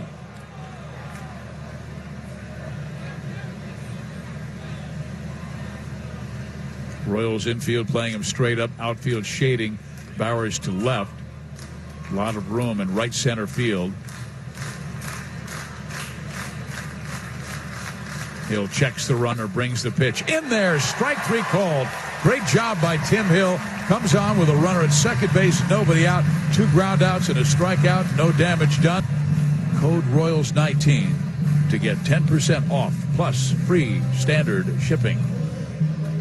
Well, the 6th inning is here. That means it's our Sonic Slam inning. Our contestant is Jay Campbell from Grain Valley, Missouri. If the Royals hit a home run out of the park in this inning, Jay will win $2,900. And if the Royals hit a grand slam out of the park in this inning, Jay will win $25,000 from Sonic and the Kansas City Royals. Well, let's see here. After Tyler Clippard did a great job in the 5th inning, Terry Francona wants to bring him back for the 6th inning. He only threw 13 pitches, so why not? And he'll face Jorge Soler. Pitch to Jorge, a big swing and a miss on a breaking ball, a split finger pitch, and it's strike 1. Soler is 0 for 1, but his one plate appearance where he walked was with the bases loaded, and that right now is the difference in the game. He drove in the Royals' 3rd run with the bases loaded walk. 0-1 pitch, tight. 1 ball, 1 strike. It almost seems like Clippard uses the fastball for show, like to back him off the plate, pitch him high and away when he has an advantageous count. But he looks like he's trying to get you out with his breaking pitches, whether they're splitters or changeups or curves. And he throws that slider low. Soler did not bite, and it's a 2-1 count. Soler, Cuthbert, and Lopez here in the bottom half of inning number 6 with the Royals leading 3-2. Cleveland infield playing Soler to pull. The pitch is swung on and missed, and man, he came out of his shoes going after that slider, trying to hit it to downtown KC. He steps out, taps his toes, now tightens his gloves and digs back in. The guy out of Cuba who leads the club in home runs with 23 and 58 driven in. Next pitch, slider low, full count, 3-2. Jorge's on pace to set the all-time Royal home run record. He's on pace for 43.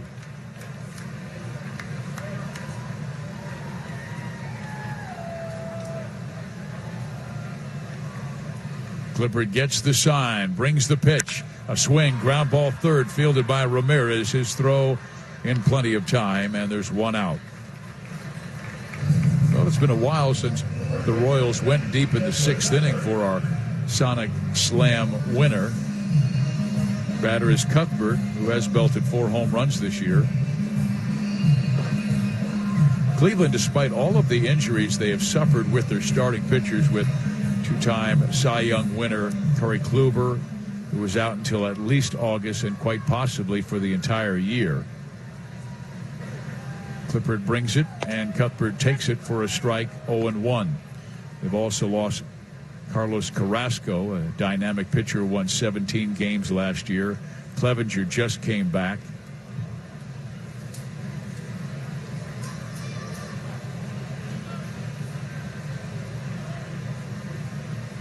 The 0-1, and that ball is swung, and it is hit well. Left field, it is back and up against the wall. Just missed a home run. Cuthbert into second base with a double with one out. Well, I thought, Jay Campbell, you had a chance. But Cuthbert's liner, if he gets underneath that, Jay, where he gets the backspin, that ball's out of here. Even though there's not much wind today, we had about 15, 20 miles an hour when the game started, but it's really died down. But he squared that one up, so there wasn't that great rotation that gives it lift. Out comes Carl Willis. No one is up in that Cleveland bullpen. Royals had great work by Tim Hill in the 6th inning to get out of a wicked jam where Tim came on with Santana at second base and nobody out, and he got a pair of groundouts and a strikeout. But I was telling you about Cleveland, the success that they have had under Terry Francona. They've gone to the postseason in 4 of the last 6 years and won 91 games last year.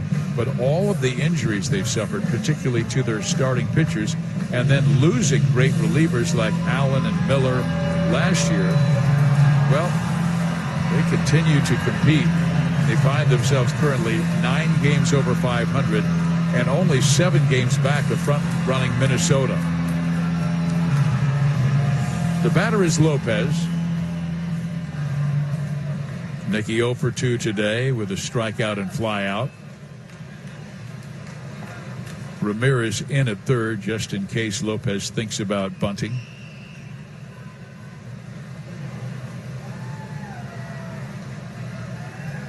He's swinging away and swings away at a changeup and threw it. Strike one. First baseman Bradley is back. He has really had a difficult time today defending. Once making an error and the other forgetting to keep his foot on first base that allowed Mondesi to reach back in the third.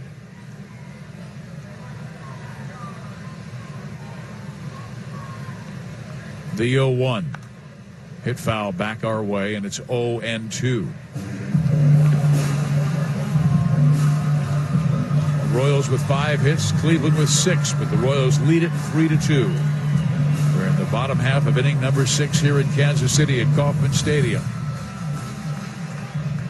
Dark, heavy clouds continue to loom overhead. Cuthbert hoping that Lopez can square one up where he can trot around the bases and come home. Clippard to Lopez, low and in. Good block by Plawecki.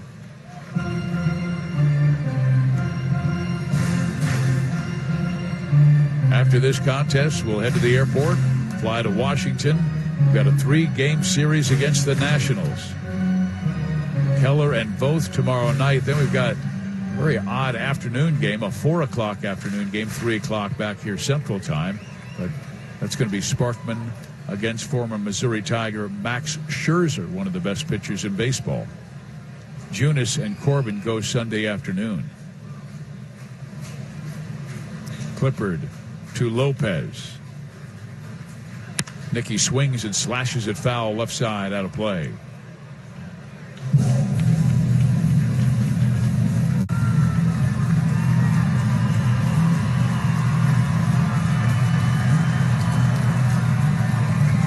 The inning started with a Soler ground out, and Cuthbert with a ringing double off the left center field wall. He's at second base.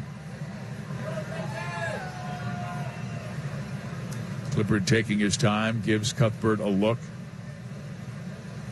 Now pitches home, and again Nicky slashes one foul left side, almost the same spot, field level.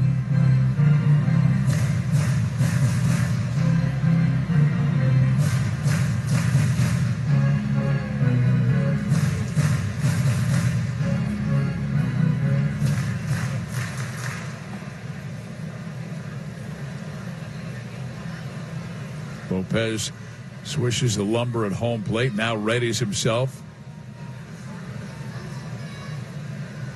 Clippard deals another 1-2, and it's swung on and fouled back again as Nicky fighting off the tough pitches.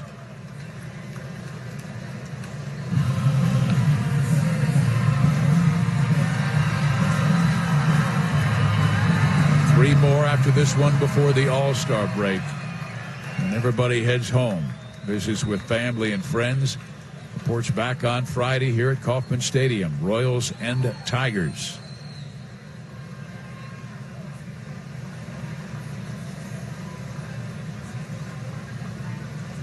Now the pitch, and it is swung on. Again, hit left side, but playable for the left fielder Jake Bowers right on the foul line. He makes the catch, and back to second base goes Cuthbert. 2 out.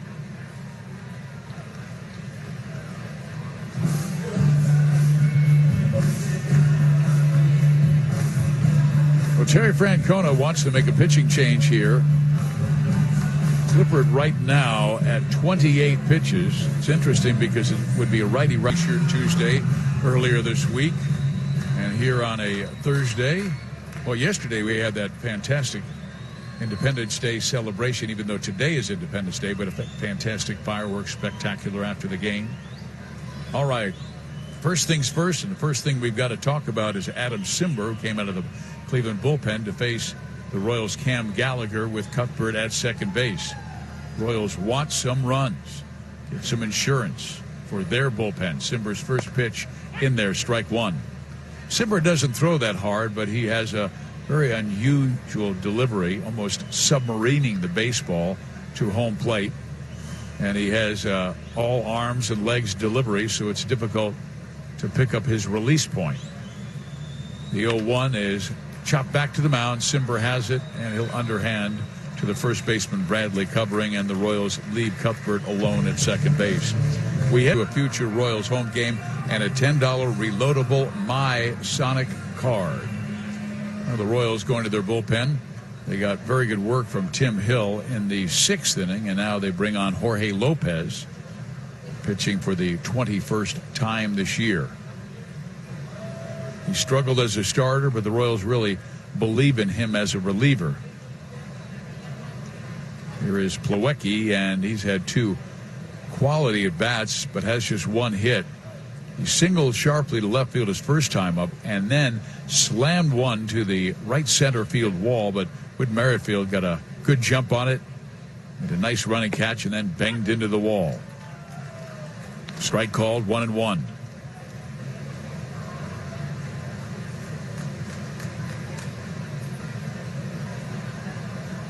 Slightly open stance for Kevin. Right-handed batter, and the Lopez pitch. Breaking ball low. They check at first base, but he did not go, says first base umpire Brennan Miller. Slight pull, the Royals infield play for Plawecki. Outfield shades him towards right. A lot of room in left center field.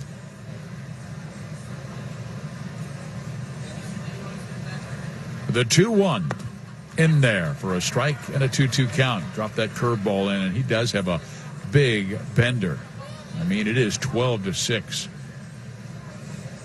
Gets a lot of swings and misses with that pitch.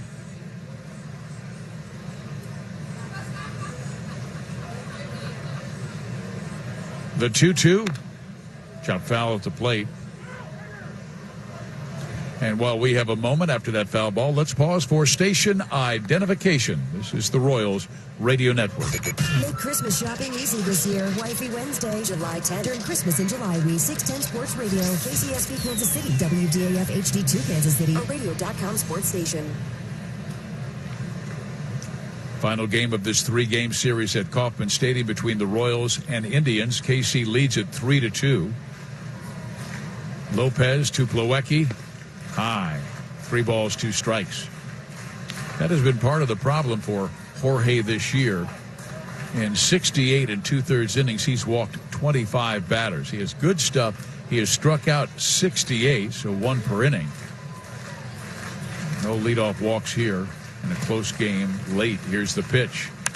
Swung on line sharply into right center field. That's a base hit, so Plawecki stays hot. He was 2 for 3 against Baltimore, and now 2 for 3 against Kansas City, and the leadoff man is on.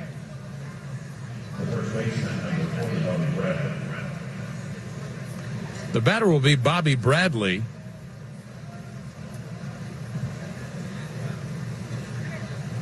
Bobby ripped a double to center field his last time up, really got into it, and Witt just backed off and played it off the wall nicely, making sure that Bradley wouldn't escape to third. First pitch by Lopez. Swung on and smashed back up the middle. That's a hit. Plawecki stops at second base, but they're jumping on Lopez early in the seventh. 2 on with nobody out, and Naquin the batter, and no one up in the Royals bullpen. Yeah, that was away but up, and the target set by Gallagher was low and away.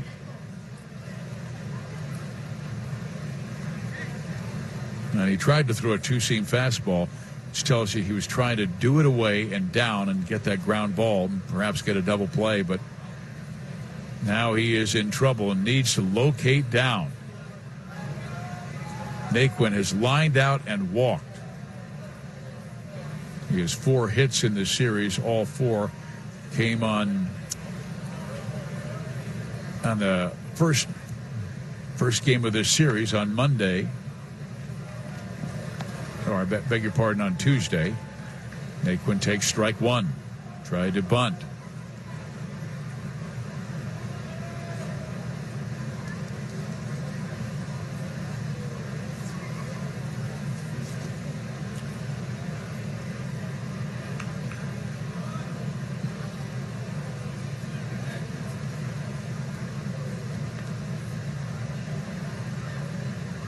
Lopez checks the lead runner, brings the pitch home. Naquin swings and pulls it foul. Now he's down in the count 0-2, and this is a time where Lopez needs the strikeout and wants to go for it.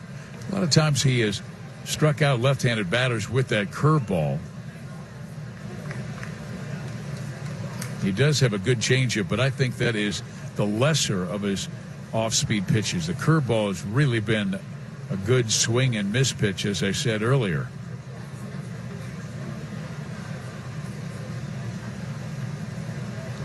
The 0-2, Naquin takes it high.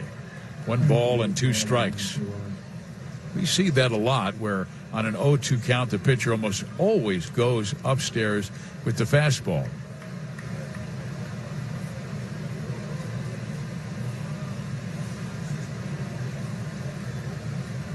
And history would tell you that he's probably going to try and go low and away now. Here's the 1-2. And it's lined sharply to right center field. This will tie the game. As coming around is Plawecki to score, and racing to third is Bobby Bradley. Into second base, safe with a double, is Tyler Naquin. And Lopez hasn't gotten anybody out yet. Well, that is really the story of the game. And the story of the game of baseball.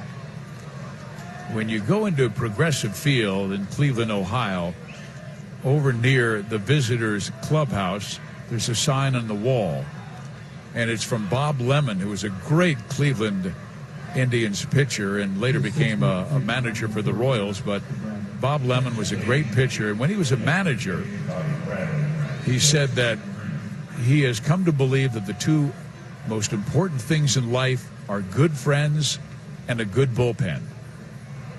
And the Royals have really had a tough time with their bullpen this year, with an ERA of near 4.8.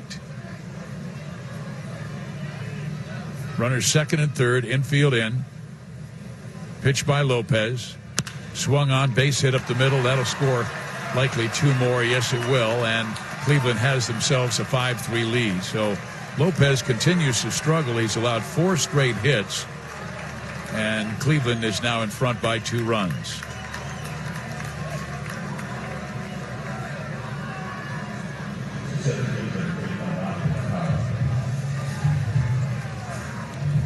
Mike Freeman came on to pinch run for Bobby Bradley. So he came around to score.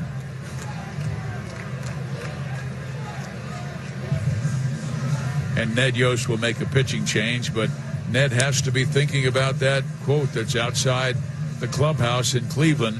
Good friends, a good bullpen. This time the bullpen struggles. 4 straight hits, 3 straight runs. It's 5-3 Cleveland. This call to the bullpen is sponsored. We'll see if Willie Peralta can stop the bleeding.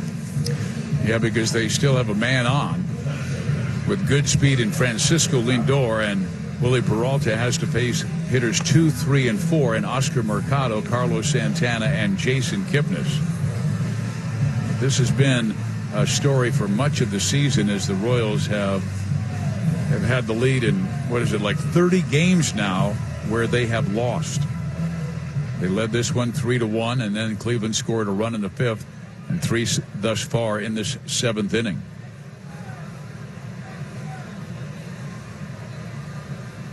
Mercado is 0 for 3 and 0 for 12 in this series. Peralta goes to first base. Lindor dives back safely. Peralta 2-4 this year, a 5.05 ERA in 37 games, 17 walks in 35 2/3.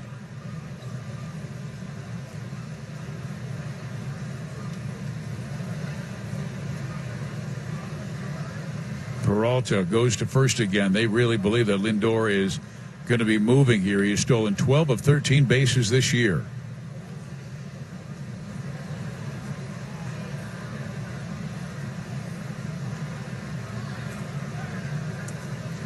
From what we've seen from Mercado last week in Cleveland and this week in Kansas City, he takes the ball to the opposite field pretty well, even though he does not have a hit in this series. He's shown the ability to push it to the right side. Royals play him straight up. Now the pitch, and Mercado, trying to get the bunt down, takes a strike.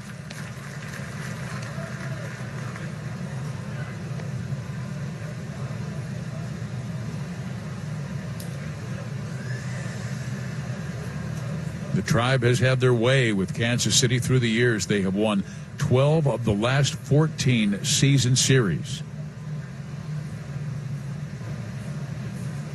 Runner goes, pitch taken, throw by Gallagher is not in time. Adalberto Mondesi tried to slap the tag down, but he didn't look at Ned Yost, so obviously he didn't think that he was able to touch the back foot of Lindor, who got a good jump on Willie Peralta.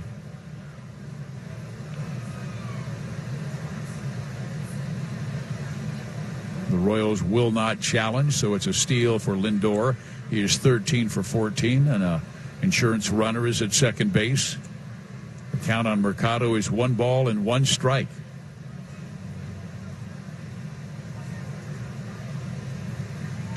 Now the bunt is down. Gallagher's only play first base. Throws it in the dirt down the line, and in comes Lindor to score. And Cleveland goes in front by 3 at 6-3. That's a sacrifice, but an E2 on the throw by Gallagher. So not much going right for the Royals in this 7th inning.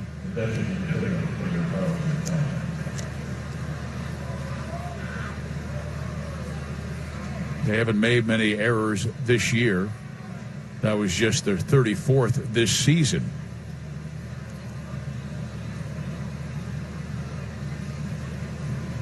Now Santana the batter, as Mercado now at second base.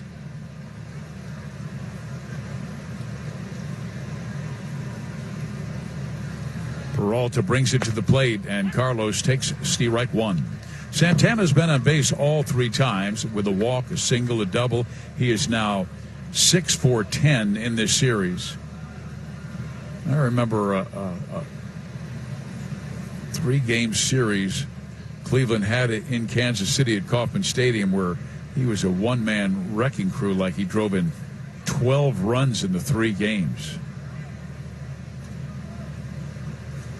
Cleveland swept that series, and I think Santana, it was like the 12 or 13 season, like drove in all the big runs and was the MVP of all 3 games. Now time called, and Gallagher trots out for a visit with Willie Peralta. The inning started with Jorge Lopez in the mound. He gave up a single to Kevin Plawecki to right field, then a single to Bobby Bradley. Mike Freeman ran for Bobby. Naquin then doubled in a run. Lindor singled in 1 more.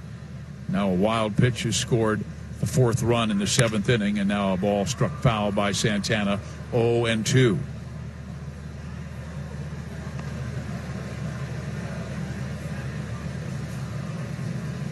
Homer Bailey pitched well today. 5 innings, 2 runs allowed, 2 walks, 3 strikeouts, but a no decision. Royals jumped all over Plesac for 3 runs and 2 2/3, but their bullpen has been brilliant since, from Cole to Clippard.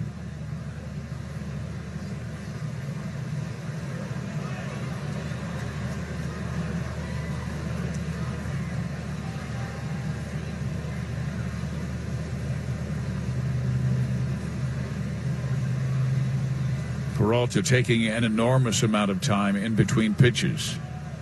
And now he steps off. Oh, my. This is the second time they've had a conversation.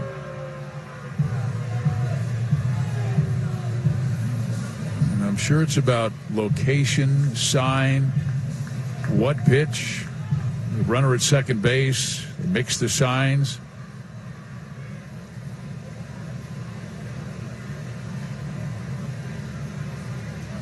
Count 0-2.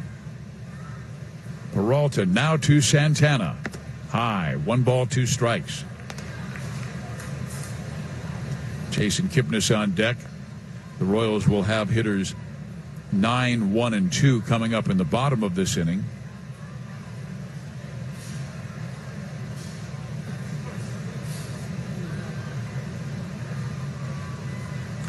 One-two pitch is swung on, pulled to the right side, fielded by Cuthbert. He'll come back to the bag, record the out, moving to third base, Mercado. Cleveland just doing everything right lately. I mean, they're playing some terrific baseball. I told you they have the best record in the American League since June 1st at 19-9. But they do the little things like right there, Santana pulling the ball to the right side, getting the runner to third, where now a ground ball or fly ball could give them their 5th run in this 7th inning. But that's team baseball, and now the Royals infield is in. Tribe had a tough time doing that, though, in the 6th inning after the leadoff double by Santana. They did not advance him. And you can credit Tim Hill for good pitching to keep them off the scoreboard in that inning, but they could not here in the 7th, as Ned Yost chose to go with Jorge Lopez with a 1-run lead.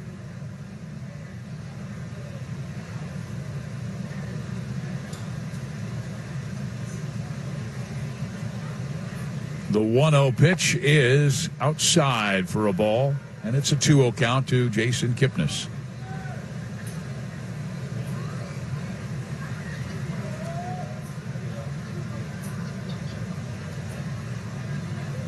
Here we are on this 4th of July. A lot of fans here coming to the ballpark, then going home and throwing some steaks on the grill and watching the fireworks tonight. The pitch is low. 6-3. Cleveland now has the lead. We're in the top half of inning number 7.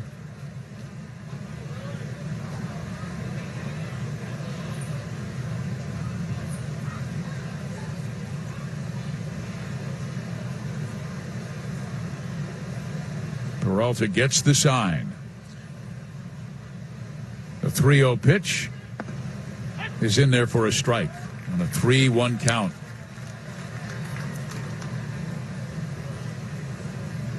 Willie needed just 7 pitches in a 1-2-3 9th inning last night, matching his career low for pitches in a complete inning. But not this afternoon. The 3-1, Kipnis swings and lifts it in the air. Left side will be deep enough for Mercado. The catch is made. Mercado will score, and Cleveland doing everything right in this 7th inning.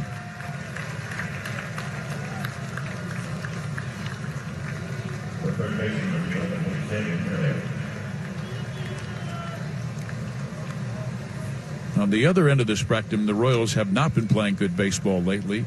If they lose today, they will have lost 7 of their last 8.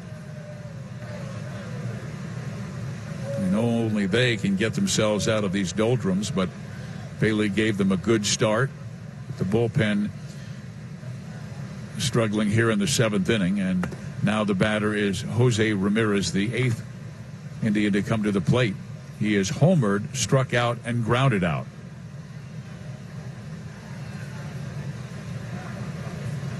7-3. Cleveland has the lead. Top half of inning number 7. And a strike in there.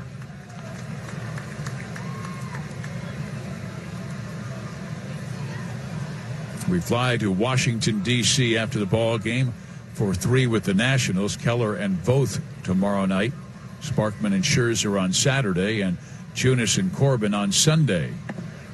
Ball low, and it's 2-1.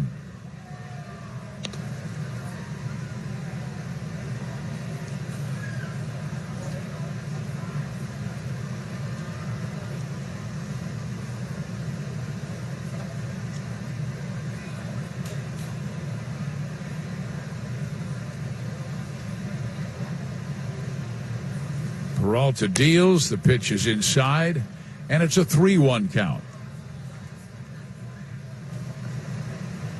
Games later today, Boston is at Toronto, the Angels at Texas. This is one of the rare afternoon games that we have featured in Major League Baseball today. Cleveland leads by 4. Here's the pitch. Swing and a ball pulled foul, and we have another 3-2 count.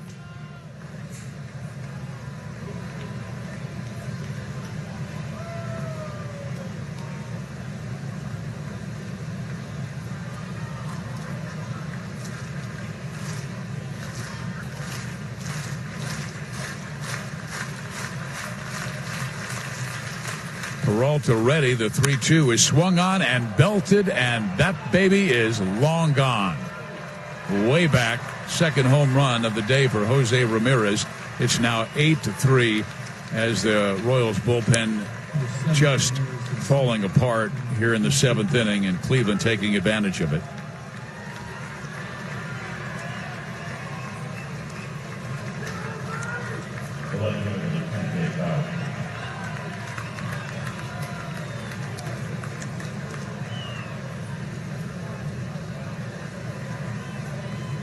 So the Indians will send their 9th man to the plate in this 7th inning. This inning started with the Royals leading by 1. Now they trail by 5.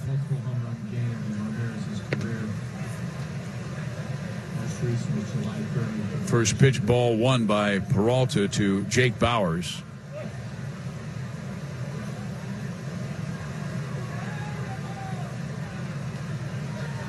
Estimated distance 403 feet. Pitch by Willie is a little bit low, and it is a 2-0 count. For Ramirez, that was his 10th career multi-home run game. He had hit just 1 in his last 41 before this afternoon's affair, but belted 2 out to right field, giving him 7 for the year. And the pitch to Bauers is low. Boy, really a difficult time by both Lopez and Peralta.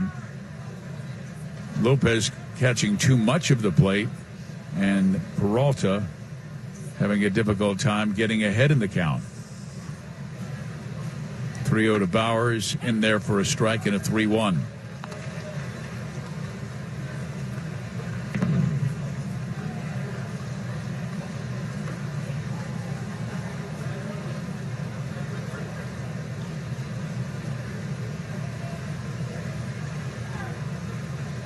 Peralta to the plate. Bauers swings. Hits it pretty well to left field, but playable for Gore, who trots back near the warning track to make the catch. And the nightmarish 7th inning is finally over. But Cleveland scores 6 times and claims the lead.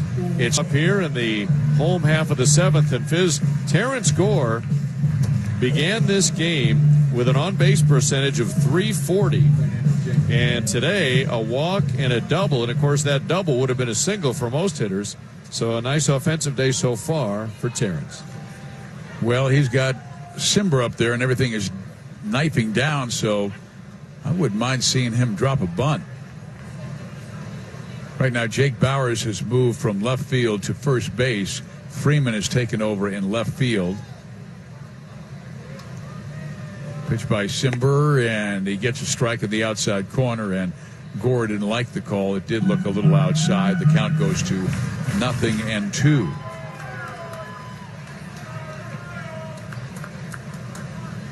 Simber's pitch is just low, barely. 1 ball, 2 strikes.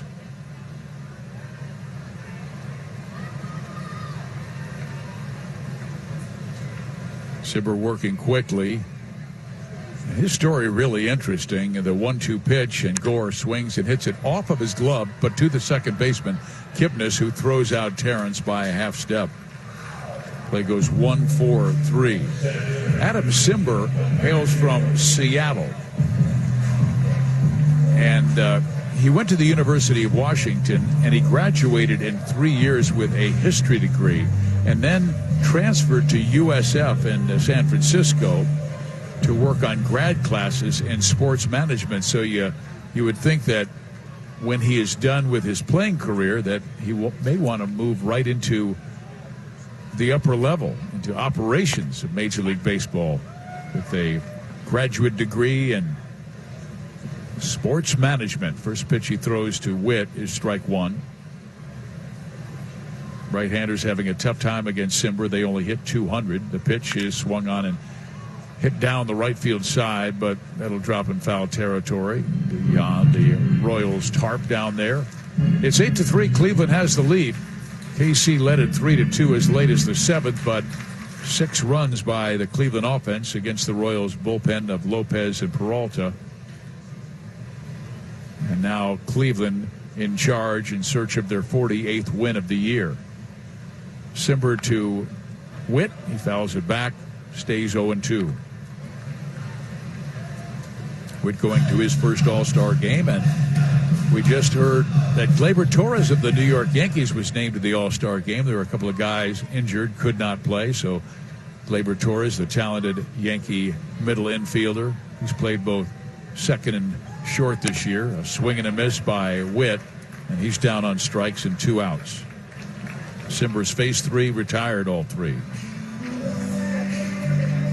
That Torres, quite a player, just 22 years of age, hitting .298 with 19 home runs and 50 RBIs. Boy, they got a great one from the Chicago Cubs in that deal for Aroldis Chapman a few years ago, and Aroldis went to the Cubs and helped them to their first world championship in almost a century. And then the Yankees got him back, much like they do. They're the richest team in baseball and pretty much get whoever they want. Count is 1 ball and no strikes to Adalberto Mondesi, who's 1 for 3 on the day. Reached on the bunch single in the 3rd and drove in a run. Simber to Ada in there, 1-1.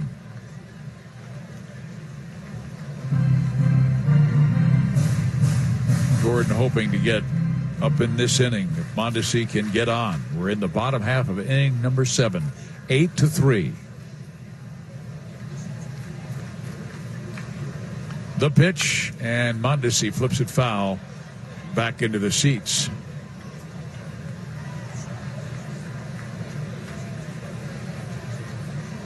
Cleveland trying for their 4th straight win and trying for their 20th since June 1st.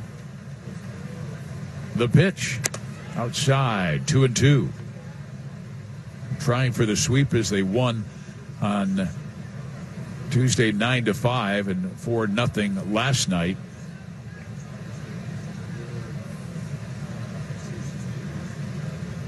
Simber to Mondesi, who swings and misses and strikes out the Royals. We'll head it back to Denny for the 8th. Yeah, the Royals had a 3-1 lead going into the 5th inning. Cleveland got 1 in the 5th to get closer, and then the half a dozen in the 7th. So Newberry will be taking on the low part of their batting order. Plawecki, Freeman, and Naquin. 2 out of 3 for Plawecki, the backup catcher, and the pitch from Newberry is low and outside.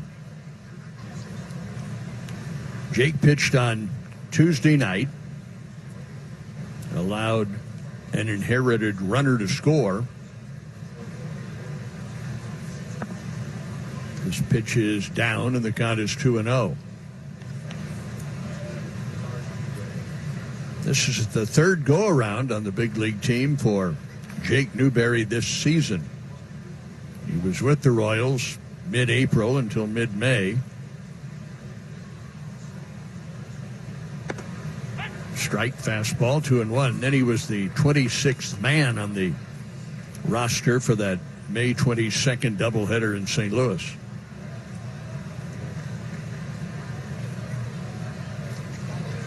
"12 games with the Royals so far this year. Pitching right-handed batters pretty tough. They're a combined just 190 and a foul ball backing out of play. 2 balls, 2 strikes.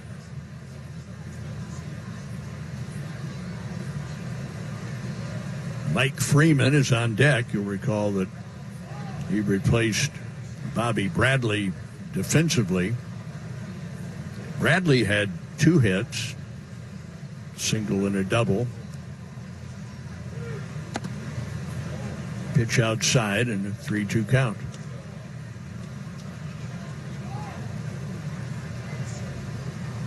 Skies are very dark out to the northeast. 3 balls, 2 strikes. Pitch to the right-handed batter, and he walked him.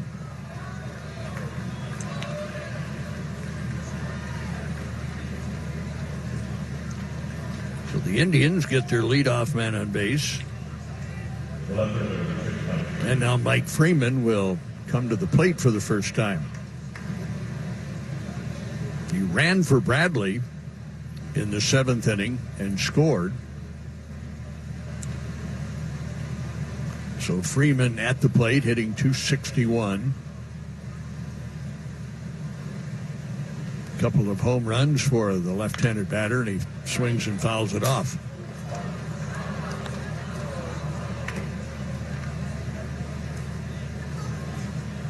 Tomorrow night in Washington, Brad Keller against Austin Voth, V-O-T-H. He's a right-hander. Brad is 4-9. Both no decisions yet. Fly ball, short left up along the line. Gore won't get there. Now he slips and falls, and the ball kicks away from him. Runner goes to third, and Freeman ends up at second. So it will be a double for Mike Freeman. That brings up Tyler Naquin. He's lined to short, drawn a walk, doubled, and scored. So runners second and third, nobody out.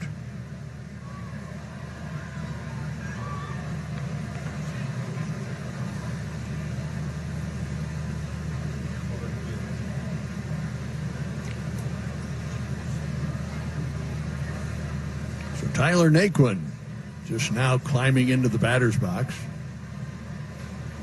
All 4 infielders for the Royals in on the edge of the grass for a play at the plate.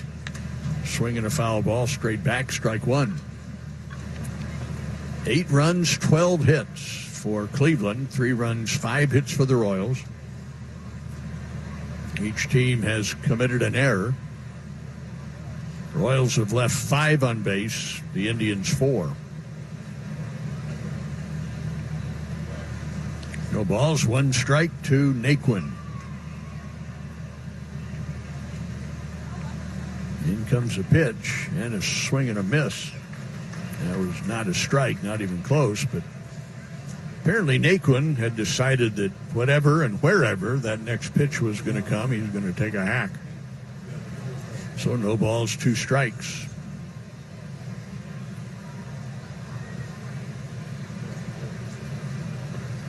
Runner at third is Kevin Plawecki. Runner at second is Mike Freeman. And Newberry's 0-2 pitch is on the way to Tyler Naquin. And he fouled it off.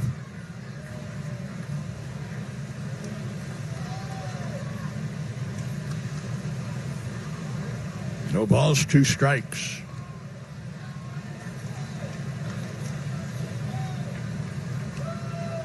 Royals have dropped 6 of their last 7 games, and they are now a season high 29 games under 500. The 2-strike pitch from Newberry. Barely missed, 1-2.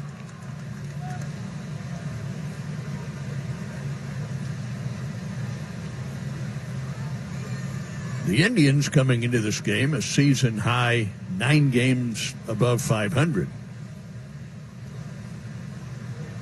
And since June the 1st, best record in the American League, 19-9. Ground ball foul past first. Don't you get the feeling that Minnesota's hot a start as they had and as well as they have played, I think they're taking a little peek over their shoulder to see the Cleveland Indians.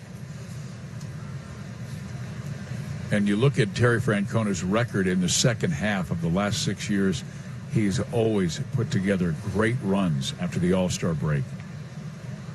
Infield in, 1 ball, 2 strikes. Runners second and third. Almost hit him way inside. And 2 balls, 2 strikes. And I don't care what the sport, the team that is better at the end of the season than at the beginning, you can say they're pretty well coached. Their fundamentals are good. 2-2 pitch. Slashed foul and out of play down the left field line. Now, if they're better at the end of the season than they were when the season started, that's always a good sign. Now, what your record is depends on your talent, obviously. But if you don't have a real talented bunch, but they're better, that's good coaching.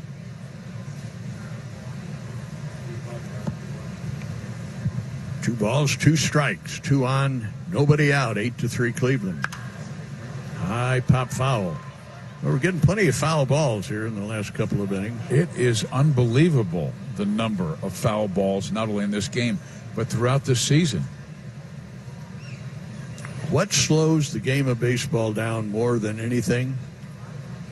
Strikeouts, walks, foul balls. Nothing happens. The defense is not involved in any of those scenarios.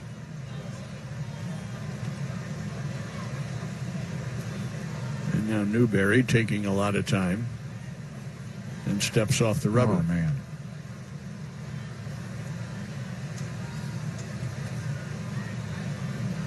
Once again, the game has come to a grinding halt. No excuse. And finally, a 2-2 pitch that's grounded to the right of Cuthbert, and he'll race to the bag. Runners will stay put. So Naquin grounds out. Cuthbert unassisted. Now 1 away, and up comes Lindor. First base is open. They could...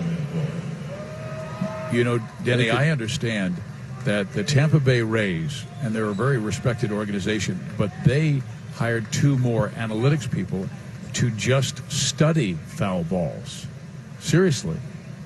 Where they want to be able to teach the ability to strike the ball foul to give yourself a better chance. Yeah, and they will walk Lindor with first base open. That's kind of a no-brainer. And Oscar Mercado will come to the plate.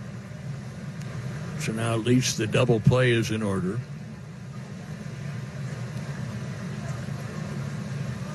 Well, I'll tell you what, I'm going to have trouble sleeping tonight trying to figure out how you examine and track and analyze foul balls.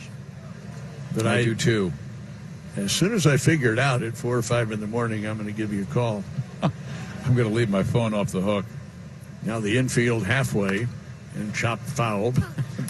But it's not done that way anymore. You don't leave your phone off the hook anymore. No.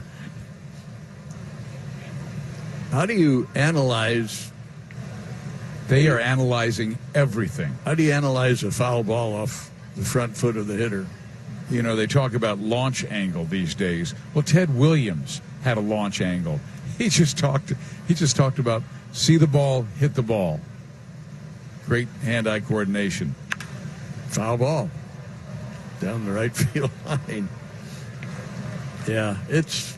Why are there more foul balls now than there were in the past? Harder swings, the mindset of home run or nothing hitters are not concerned.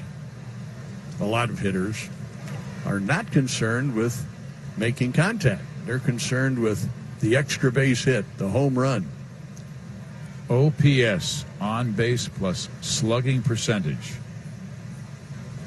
No balls, 2 strikes. Bases loaded, 1 out. Ground ball short, might be a double play. Second base 1, first base, and they got them both.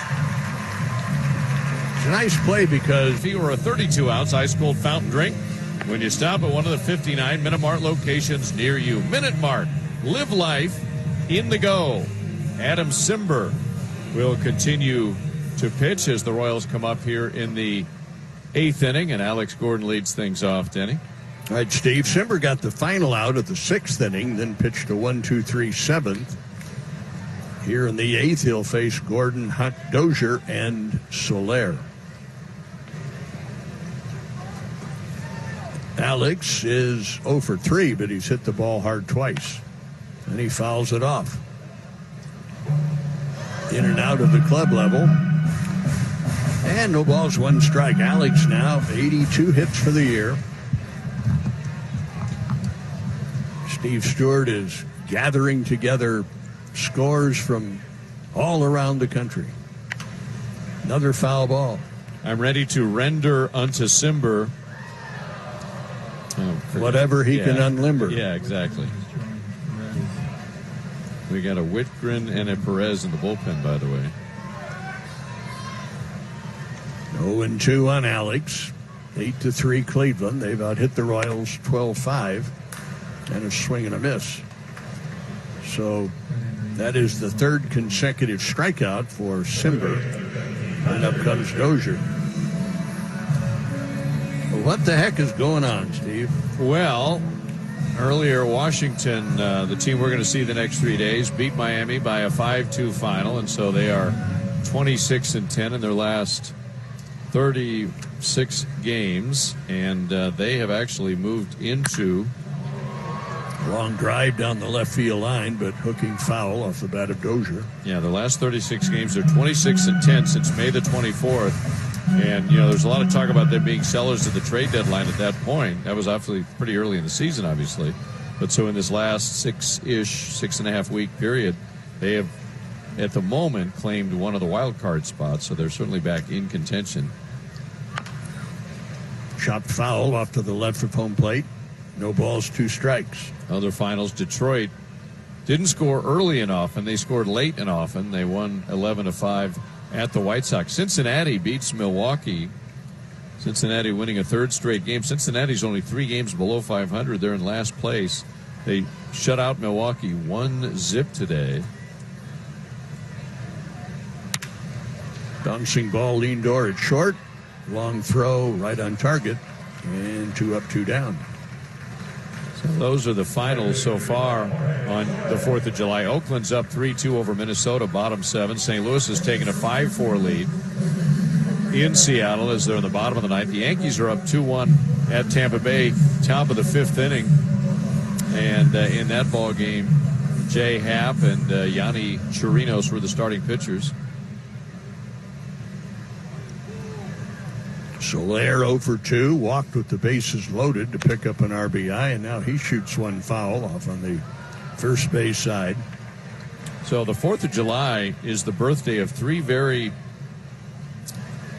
prominent sports owners who are known as very tough individuals, 2 of whom are no longer with us. George Steinbrenner and Al Davis are both 4th of July babies.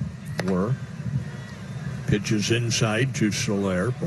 Peter Angelos still owns the Orioles. His health has been failing a bit in recent years, but Peter Angelos turned 90 today.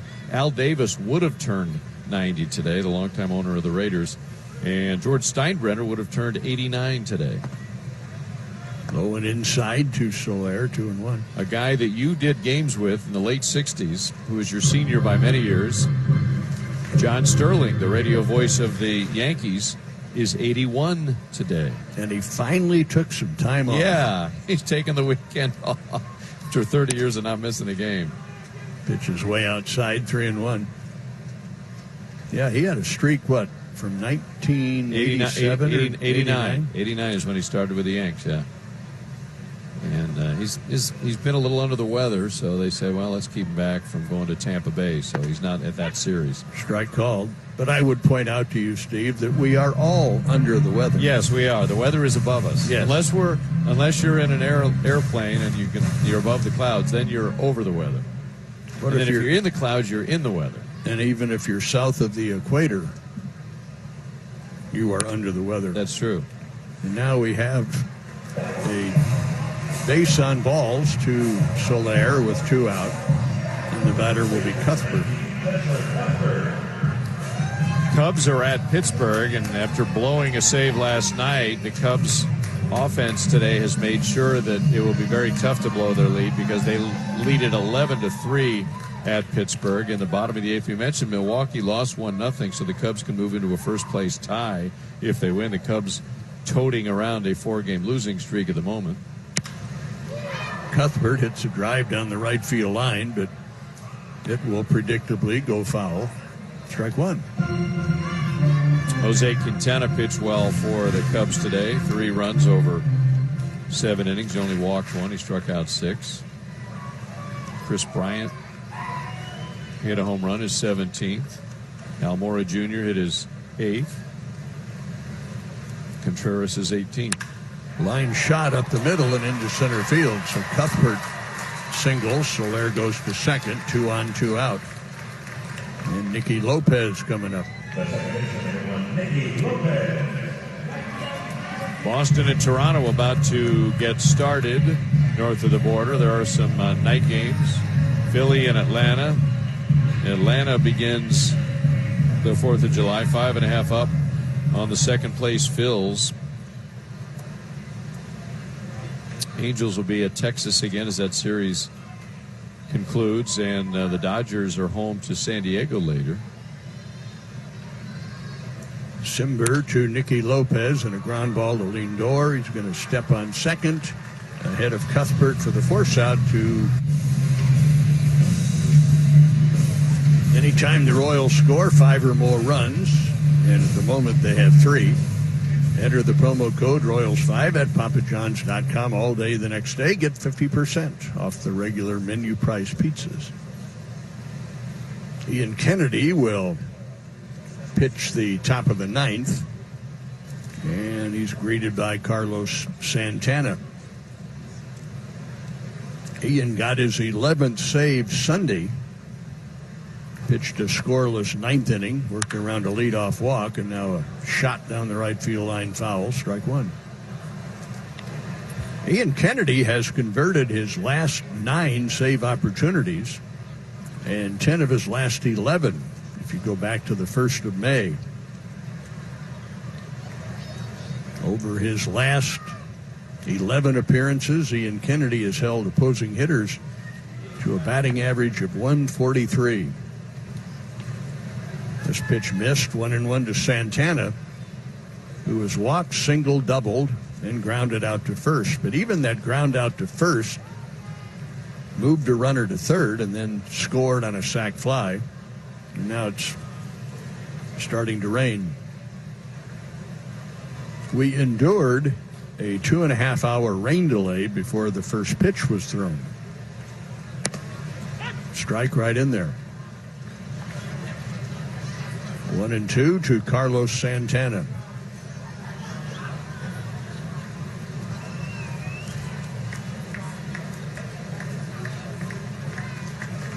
Both teams will be moving on. Fouled off. Indians go to Cincinnati. Royals go to Washington. The 4 umpires will be moving on to their next assignment, so I've got a feeling if the Johnstone flood came through the right field gate right now, they would keep playing this game with everybody on the move and as late as the game started. But the rain at the moment, very light. Pitches up and in. 2-2 now to Santana. I don't think flooding is in the offing, at least before we're done here. We have had a lot of rain this spring and summer. Man, that Missouri River is swollen. Kansas River is swollen. And now it's raining harder. And the 2-2 pitch is grounded foul past first.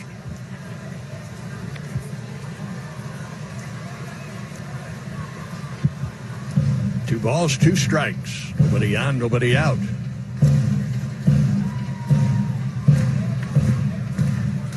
After this pitch, we shall pause for the stations to identify themselves. The 2-2 pitch is high, and this is the Royals Baseball Network. Register all day on Flyaway Friday, July 12th. For tickets to see the Chiefs play in Chicago, Christmas in July on 610 Sports Radio, KCSP Kansas City, WDAF HD2 Kansas City, a radio.com sports station. 3 balls, 2 strikes. And Kennedy brings it in. And ball 4.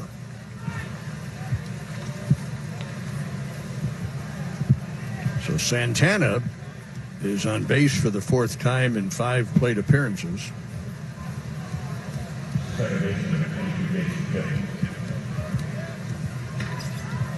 Jason Kipnis at the plate.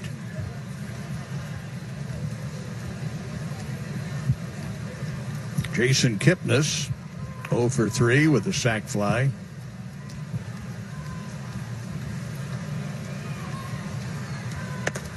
First pitch strike, fastball from Kennedy.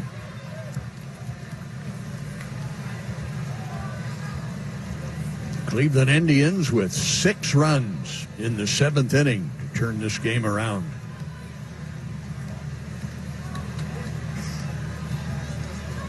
In comes the 0-1 pitch, and it's fouled away. No balls, 2 strikes. So Keller and Voth, the pitching matchup in Washington tomorrow night. Sparkman and Scherzer will lock horns on Saturday afternoon. And then Sunday, Jacob Junis against lefty Patrick Corbin. And a foul ball that got a hunk of the plate umpire Brian Knight. Gallagher turning, and he put his hands on the shoulders umpires to make on the shoulder to make sure that Brian Knight didn't hit the deck. And Brian's still trying to shake it off.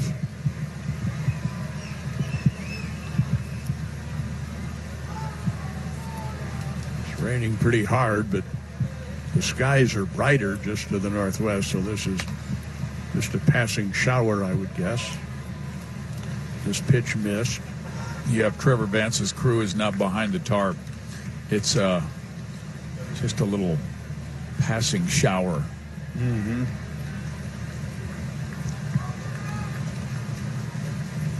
One ball, 2 strikes. Somehow, some way, we have achieved the 9th inning. 1 on, nobody out. And the 1-2 pitch, very high, 2-2.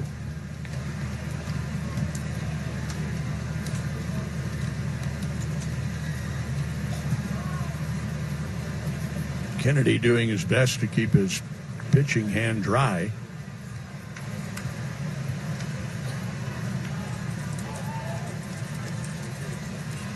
Now the rain letting up just a little bit.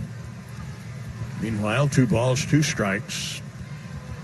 Santana is at first. And the 2-2 pitch from Ian Kennedy. Swing and a miss. Got him with a high fastball. So Kipnis goes down swinging. 1 on, 1 out for Ramirez.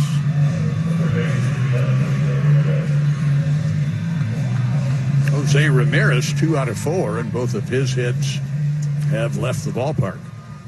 So he now has 7 home runs, 33 runs batted in. Switch hitter batting left-handed.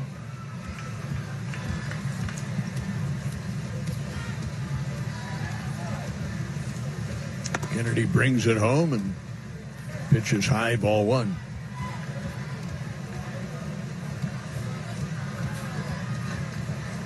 The Indians have had runners in every inning except inning number 3.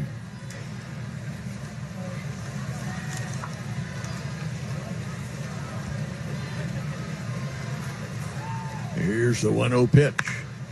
Slammed down the right field line, but he pulled it foul. And 1 ball, 1 strike.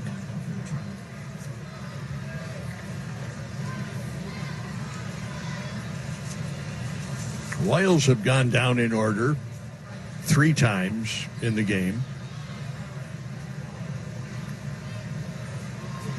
1 ball, 1 strike. Kennedy's pitch to Ramirez after checking Santana at first, and a strike on the inside edge. Threw in the breaking ball.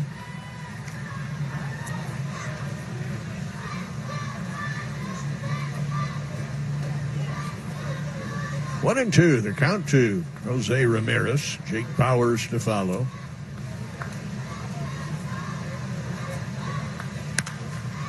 High pop-up. Foul. It will be out of play.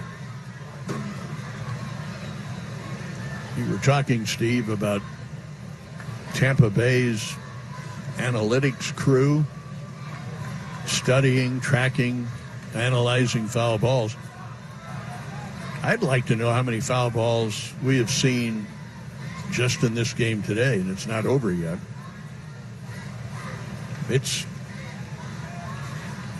is amazing the amount of foul balls just in the last, I'm going to say 4 or 5 years. This pitch missed, 2-2. It has to with a hitter's approach. Mm-hmm. And then his technique after he decides he's going to swing as hard as he can. And the heck with a single, and they pay off for home runs.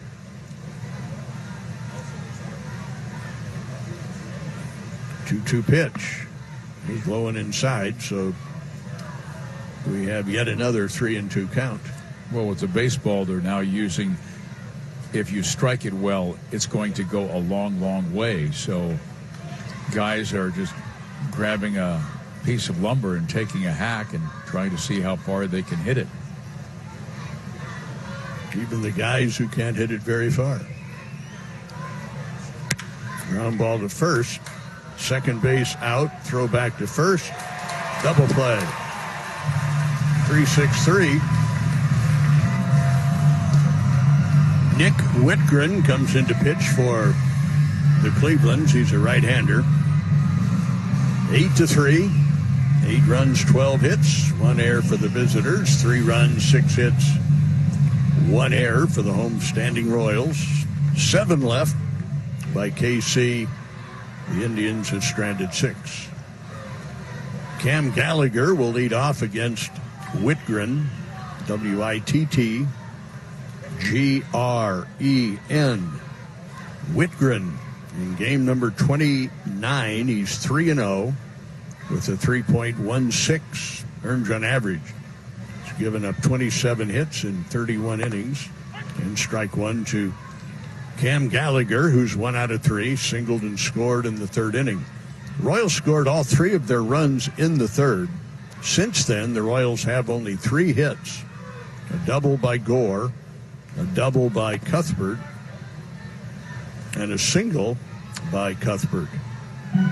1 ball, 1 strike now to Cam Gallagher. Whitgren's strikeout to walk ratio is good, 35-5. Strikeouts to walks. Fouled off.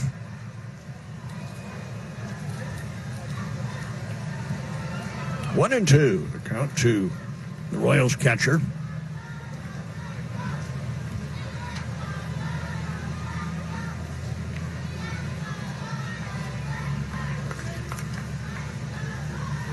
Nobody on, nobody out. Whitgren coming set, coming home, way outside, 2-2.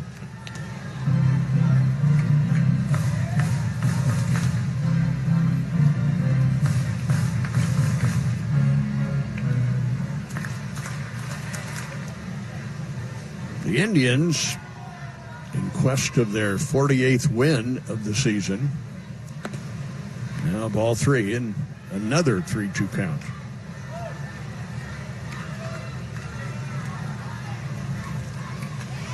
Whitgren is 28.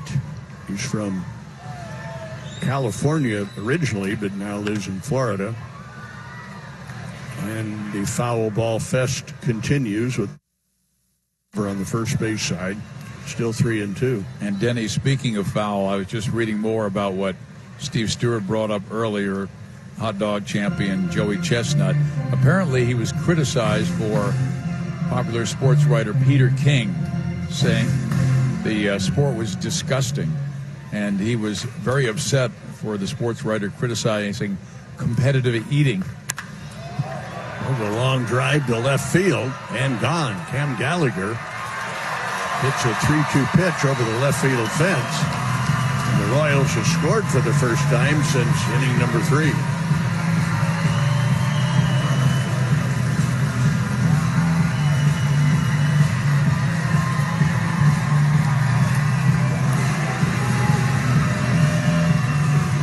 Cam Gallagher has his first home run of the season.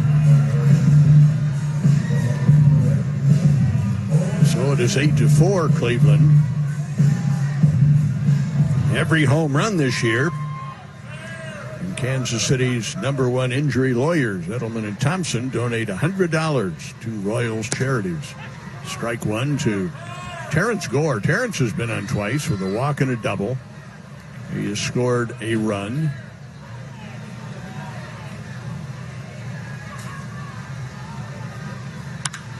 Fly ball right field, and Naquin right there, and makes the play and went away. Up comes Merrifield. Merrifield, RBI single and run scored in the 3rd inning. Otherwise, 2 strikeouts and a ground ball to short.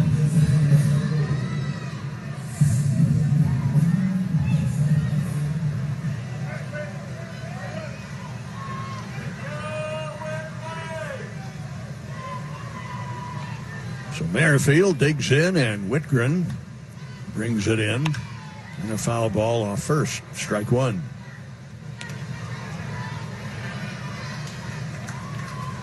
Well, getting back to what you said before the home run, I find it difficult to put a hot dog eating contest under the guise of a sport. It's called competitive eating. Well, that's fine, but Your teeth and your jaws have to have great muscles. So you're talking athleticism, fly ball to right. And again, Naquin is there to make the catch. Merrifield is gone, and up comes Mondesi. Well, Denny, he ate 71 wieners and buns to secure his 7th title, so obviously he has great skills. With or without mustard? It does not say. It should. But he was just shy of breaking the record of 74 he set last year. But very disappointed in Peter King's comments, because he said Major League Eating as an organization regularly donates to food banks. So they're a great organization that thinks about others. Mondesi hits a foul ball off third, and now the next pitch is inside, and the count is even at 1 ball, 1 strike. So he's trying to make Peter King eat his words, is what you're saying. Exactly. Yeah, he's always been a hot dog. Ba-dum-bum. 1 ball, 1 strike, 2 out. Ground ball, Kipnis at second, and over to first, and the game is history. 8-4 Cleveland. We'll be right back.